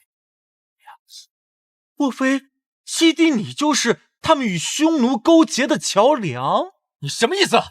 你我猜测都是假说，我要听他嘴里亲口说出来。是宰相这些年一直贿赂奴才，让小的暗中告诉他陛下的身体状况。那日也是他贿赂我，让我提前告诉方志怀暗杀合昌宫。大胆！阉人算什么东西？竟敢污蔑当朝宰相！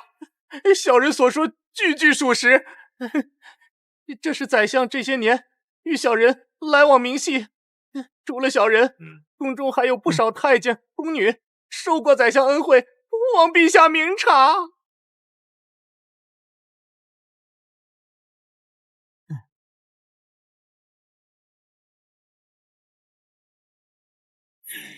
好你个秦安如，光是一个太监就知道你每年送上500两黄金，朕的皇宫可有上千名奴才，你送的财物岂不是比朕的国库还多？陛下，老臣从未做过这些事，望陛下明鉴啊！陛下，若因以阉人证词惩罚当朝宰相，那传出去会成为诸国的笑柄啊！父皇，秦相对我大楚忠心日月可见，断然不能听信小人谗言，就寒了天下人的心啊！你们，陛下龙体欠安，今日朝会。放肆！朕还没死呢，你瞎叫唤什么？难道你也收了那个秦安如的金元宝吗？陛下，奴才不敢，奴才是担心陛下的龙体呀！九啊，你还有什么证据？都拿出来！遵命。宰相大人真是好心态，这2份铁证摆你面前都不认。本相一身正气，两袖清风，断然不怕什么子虚乌有的污蔑。倒是你晋王仅凭这些敌国外邦小人太监之词，我劝你就此打住吧。哎呦，本想给你个认罪的机会，没想到你这条老狗不到黄河不死心呐！你说是吧，皇后娘娘？哎呦，本想给你个认罪的机会，没想到你这条老狗不到黄河不死心呐！你说是吧，皇后娘娘？本宫可以作证，宰相大人确实与匈奴勾结，图谋我大楚国土，并曾指使靖王侧妃茱萸，暗中毒害靖王。本宫虽然是你的女儿，但也是我大楚的皇后，二者相比，本宫不能不顾大楚社稷，还望宰相大人体谅。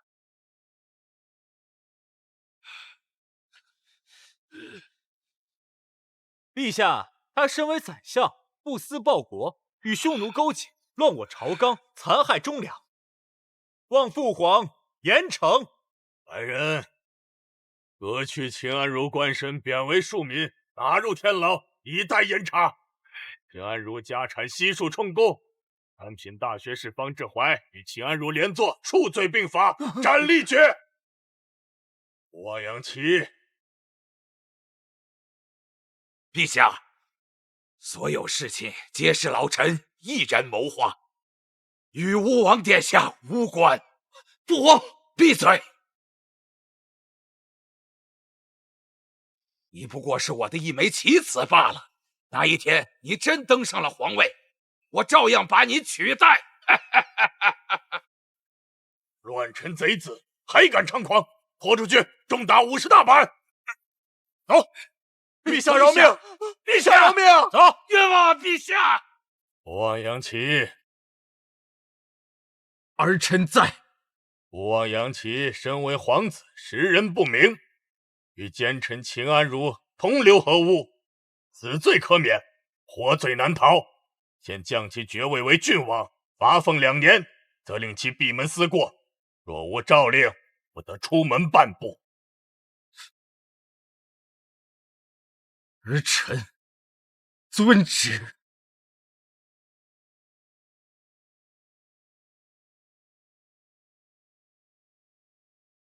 这小子不除，终将成为我的心头大患。今日发生此等大事，不宜再举行册立储君之事。诸位都且退下吧。臣等告退。感觉我忙活这么一大圈，啥也没捞着啊！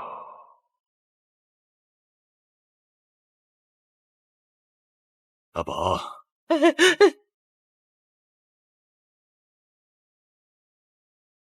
今日你倒是给朕出了一个大难题啊！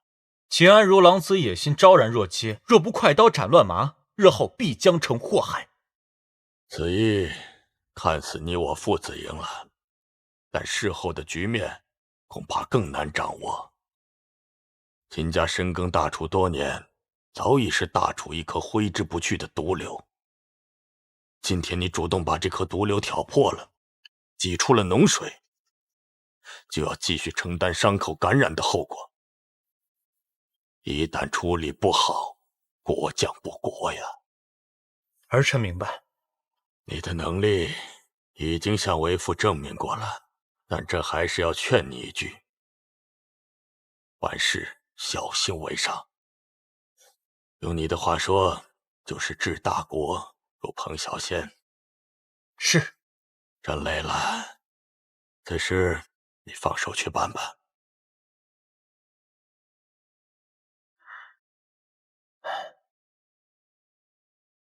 我要让他们敬我如神明。我已经按照你的说法搬到秦安如，你还来这里做什么？哎呀，秦安如虽然倒台了，但是秦家未灭。他作为宰相，在朝中耕耘多年，有多少门徒党羽，儿臣可是一概不知啊。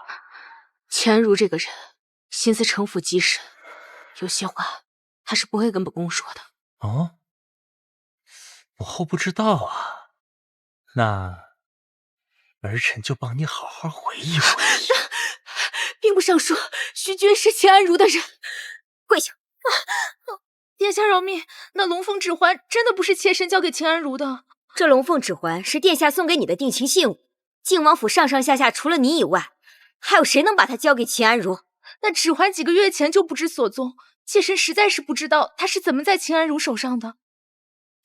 还不说实话，真当殿下不敢杀你吗？好了，应该不是他做的。殿下，好了，你去厨房帮我看看有没有吃的。在宴会上光顾着骂人，一口没吃，饿死我了。是。此事虽不是你做的，但却因你而起。你说我该怎么惩罚你？妾身任凭殿下处置。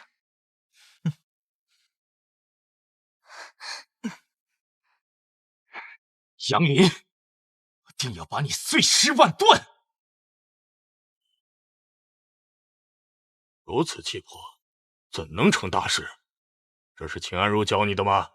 许群，你也是来看本王笑话的？我来替宰相传个话。他不是被打个半死，押入天牢了吗？哼哼，小子，你也太小瞧秦相的实力了，这就是秦相的后手。3日后，有5名手握10万大军的将领进京述职，到时候只要吴王振臂一挥，他们可就都是你的了。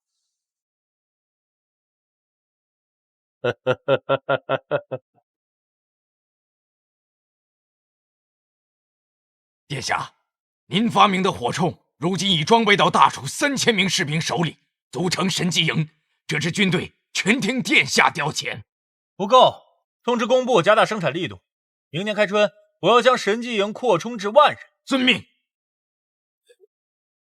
殿下，最近兵部尚书许军大人与七皇子杨琦走得比较近，下官担心。秦安如一案查得怎么样了？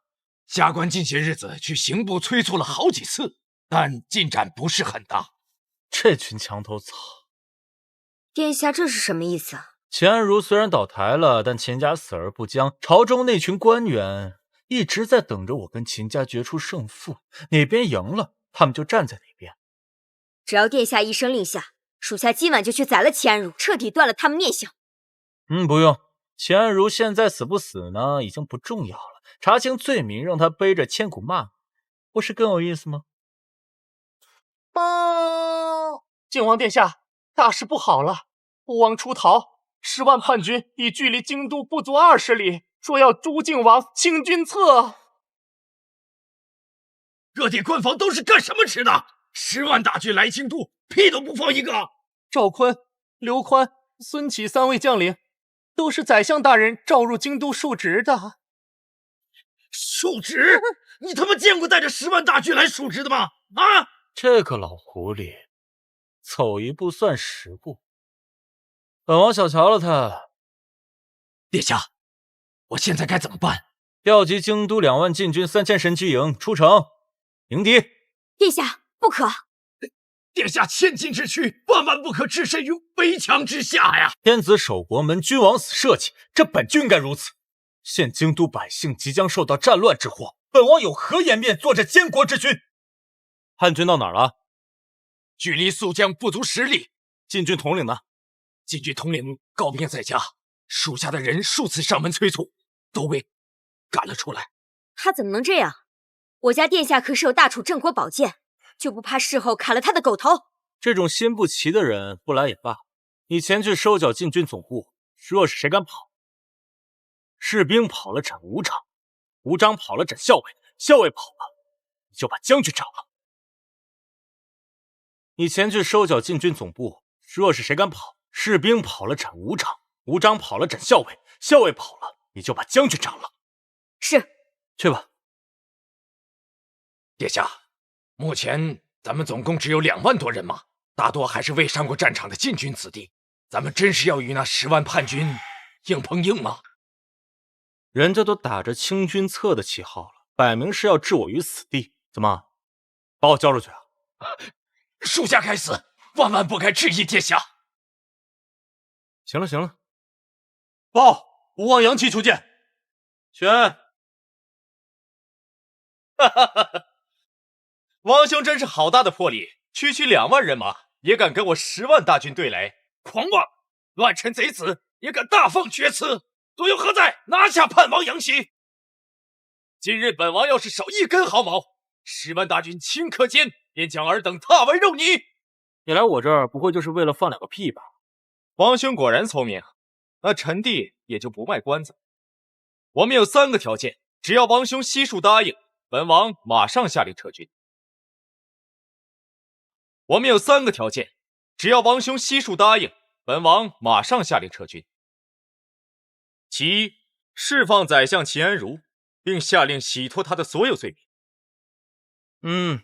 继续说。其二，王兄下诏令，承认当日对宰相的指控都是诬告，并主动揽下所有罪名。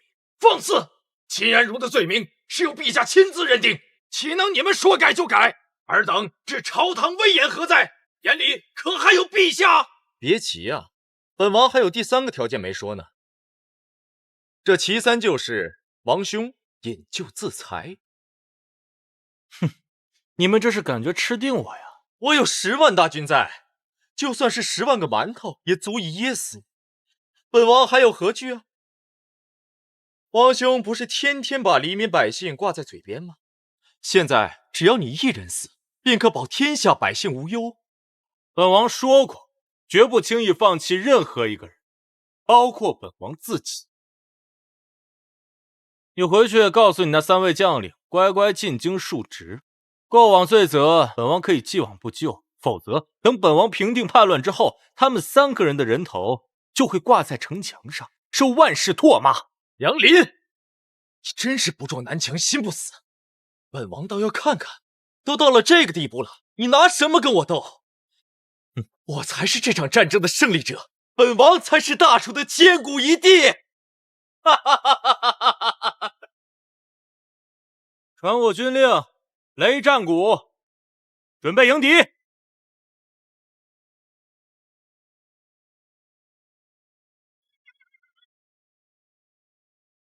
传令，晋军分2路，骑兵骚扰敌军2翼，保持距离，引之怒江，绝不恋战。是。传令，剩下15000晋军沿宿江集结此营，过江后备好船只，等待下一步军令。是。剩下3000神机营待命。殿下，属下遵命。国王殿下，此次与你那王兄谈判，他有没有被我这10万大军吓尿了裤子呀？他的嘴还是一如既往的硬。嘴硬？那好办，我边关军夜不收抓到敌国探子，有的是办法敲开他的嘴，在他们手中都超不过3天。将军的手段我们自然知晓，但是杨林此子的才学和心性都远超常人，将军切不可轻敌呀！你得教我做事。下官不敢，下官不敢。要不是我这10万大军给你们撑腰，你们不过是2条丧家之犬。在我的军营就不要摆什么王爷、尚书的谱了，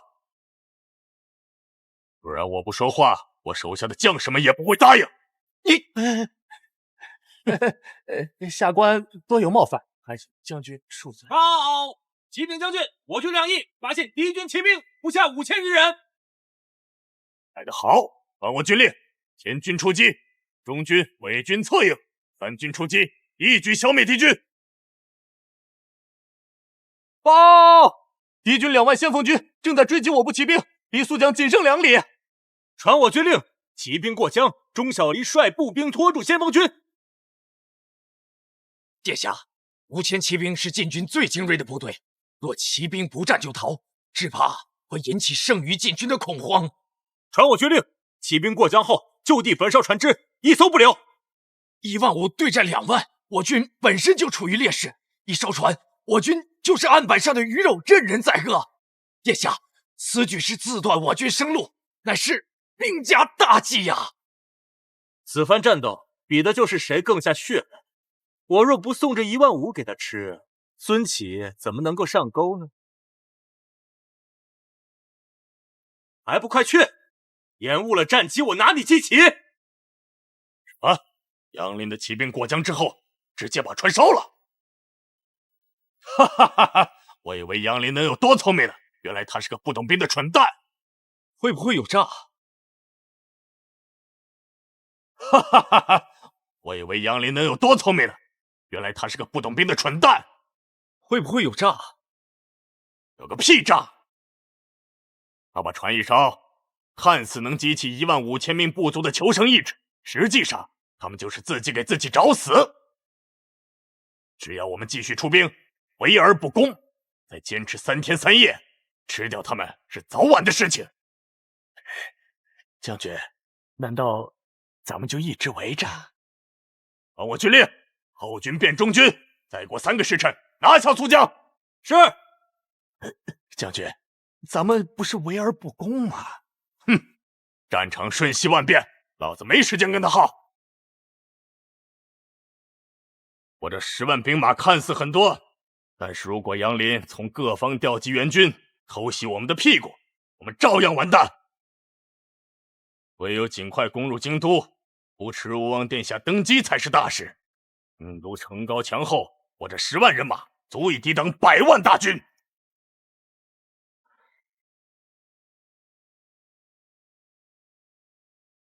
报！我军5000骑兵已全部撤下，传令下去，令他们原地休整，不准卸甲，不准归营，等待下一道军令。是。殿下，苏江那15000名部族，顶多只能够坚持半日，咱们再不撤回京都，向各州求援，就来不及了呀！此时求援，无异于引狼入室。可是没有可是，传令下去，3000神机营备战。属下遵命。报！苏江敌军凶猛，刘宽将军再次求援。什么？老子给他7万军队，居然干不过1万兵马！启禀将军，实在是敌军有一名女将太过勇猛，一人一剑就斩杀了我上百代甲兄弟。其余敌军在他的带领下，个个像打了鸡血一样，悍不畏死。你屁！告诉刘宽，我连一个娘们他都搞不定，就把他下面的小鸡鸡割掉喂口，不要给我变军丢人！是。将军，不是说立马攻下苏江吗？怎么就……老子让你不要插嘴，不要插嘴！你耳朵里装的是屎吗？你以为打仗只是把2个军队拉过来互砍这么简单吗？我3万中军看似很多，杨林如果趁机再分出1万，他就会带着他的5000兵马来偷袭军营。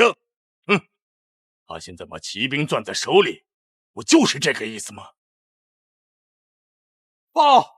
启禀殿下，我军不足于苏江，歼灭5000敌军。敌军现已改变策略，围而不攻。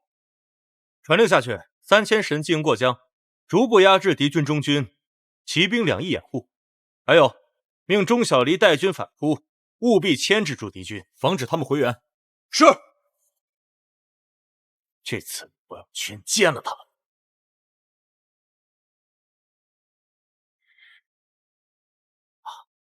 先是利用骑兵的高移动性引军入瓮，然后再利用部族的韧性沿江结营，烧毁船只，背水一战，成功堵住大部分敌军，之后再骑射结合，直扑中军，一锤定音。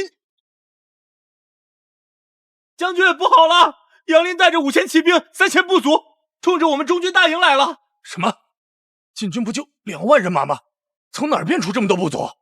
好，老子以为杨林他会缩着头不出来，既然他亲自送上门来，马上就能灭了他。孙将军，杨林此前能造出一把神器，杀了天下第1高手，只怕他把此物装备到军中。那种东西，杨林若是能批量生产，还会藏那么久吗？早不就拿出来了吗？可是，殿下，这里是军营，不是皇宫，莫非你已经等不及要夺权了吗？传我军令，本军出击，本将要亲自打头阵，直取杨林首级。是。吴王殿下，听说秦皇后是我们大楚第1美人呢。等臣凯旋归来，还请殿下念在臣从龙之功，把皇后许配给我，可好啊？哈哈哈哈哈哈哈哈！这一仗我总感觉有些怪异。我们要说，我虽不上战场，但我也是兵部尚书，早些年在前线也学过一些皮毛。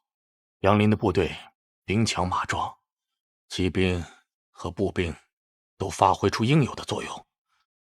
按照常理来说，不应该全军压上。有没有可能是他宿江的部族坚持不住，所以才会殊死一搏？毕竟他对那位侍女可是宝贝的很，情愿为了她放弃太子之位。不对，就算宿江部族已然战败，他们最应该做的是收拢残部，退守回防，从而等待救援。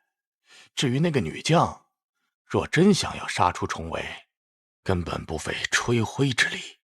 难道她真的生产出了那杀死拓跋衍的神器？排除一切不可能的情况，不管多难以置信，那都是真相。不好，殿下，不好了！杨林率军攻入大营。杨林，殿下，殿下，殿下，我们已然战败了，你快走吧！齐安如的后手都没了，我还能逃去哪儿？不，殿下，你是匈奴的驸马，你去投奔匈奴，匈奴王一定会收留你的。你让我投奔匈奴，我可是大楚皇子，就算堂堂正正战死，也绝不可能投靠匈奴！你混账！什么皇子？从今天以后，你不是什么皇子，是秦安如的独子，你是丞相的私生子，身上背负着秦家500条人命。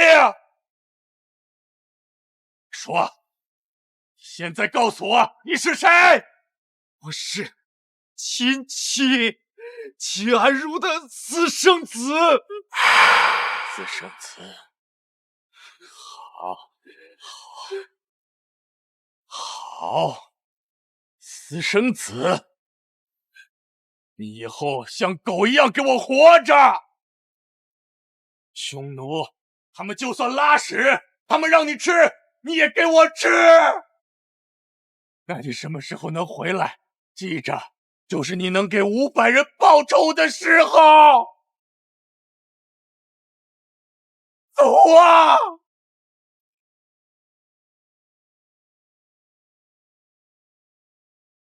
杨启呢？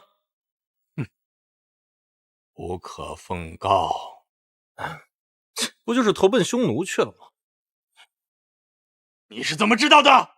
哎呀，本王不光知道这一点，本王还知道你之所以不能跟他一起去，是为了锻炼他的心性，让他独自在外面闯荡一番事业出来，这也是秦安如的后手。殿下，要不要属下带人去追？不用，你率领剩余兵力去把15000部族接回来就行。遵命。你知道本王为什么要放他走吗？养口自重。塞外草原辽阔，匈奴人又世世代代追逐水草而居，贸然出兵的话，很难把他们都杀干净。所以呢，我不仅要让他跑，还要暗中相助他，助他联合匈奴各个部落。到时候匈奴啊都集结完毕时，一起南下，我再把他们全部杀干净。你个魔鬼，你为什么把这些事情告诉我？因为这些话是说给死人听的。殿下，我们打赢了。可以啊，我听说你一个人就斩了数百名带甲士兵。哼，要不是那贼将刘宽被火铳打成了马蜂窝，不然他的脑袋也是我的。好，我封你做先锋大将，以后啊有你上战场的机会。真的？对了，以后你的命是本王的，没有本王的允许，绝对不能轻易丢掉，明白吗？押进来。殿下，这就是10万叛军的首领孙启。郡王殿下，小的全都是受宰相秦安如蛊惑，绝无造反之意啊。那是不是只有当你把刀架在本王脖子上的时候，才算造反呢？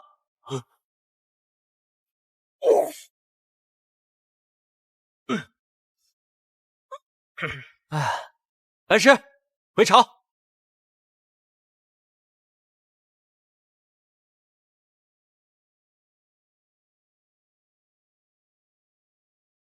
天佑圣朝，爱卿何晏？靖王殿下不负万民，平叛青丘，现已班师回朝，独履忘却，臂章太极，火铳雷鸣，日月失色，战旗浩荡，乾坤正极。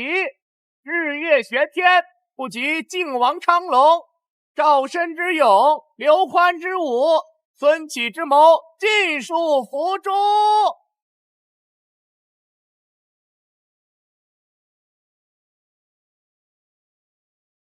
拜见靖王殿下，武道长龙，如日中天。起来吧，谢殿下。殿下，我把谁拎上来了？拿进来！别动，刑不上大夫，放开我！本相自己会走。黄口小儿，你耀武扬威的样子真让人讨厌。嘿，老匹夫，你以前是宰相，我给面子叫你一声大人，现在你屁都不是，我不给面子，马上就让你入土。士可杀，不可辱，老夫但求一死。你好了，现在你就别装出一副慷慨赴死的样子了。先不说你那些话昭文馆敢不敢记进去，就是你生平那些事情，也很难让后世信服你是一个忠臣。哼哼，江山无言，公道自在人心，你没有好下场的。你真好意思说出这话啊？公道、人心，你口口声声的人心，不过是锦衣玉食的士大夫，五谷不分的权贵，他们文章歌尽太平事，不肯俯首见苍生。你放屁！难道这些有识之士不能代表人心吗？当然不能，一群蛀虫罢了，怎么能代表天下百姓呢？自我做监国亲王以来，见过多少民间疾苦，溯江决堤，冀州匪患，江南饥荒，哪一个不是你主持三公九卿亲手促成的？啊！乡村野夫，死不足惜呀！好，那现在你的命在我手里，也死不足惜了。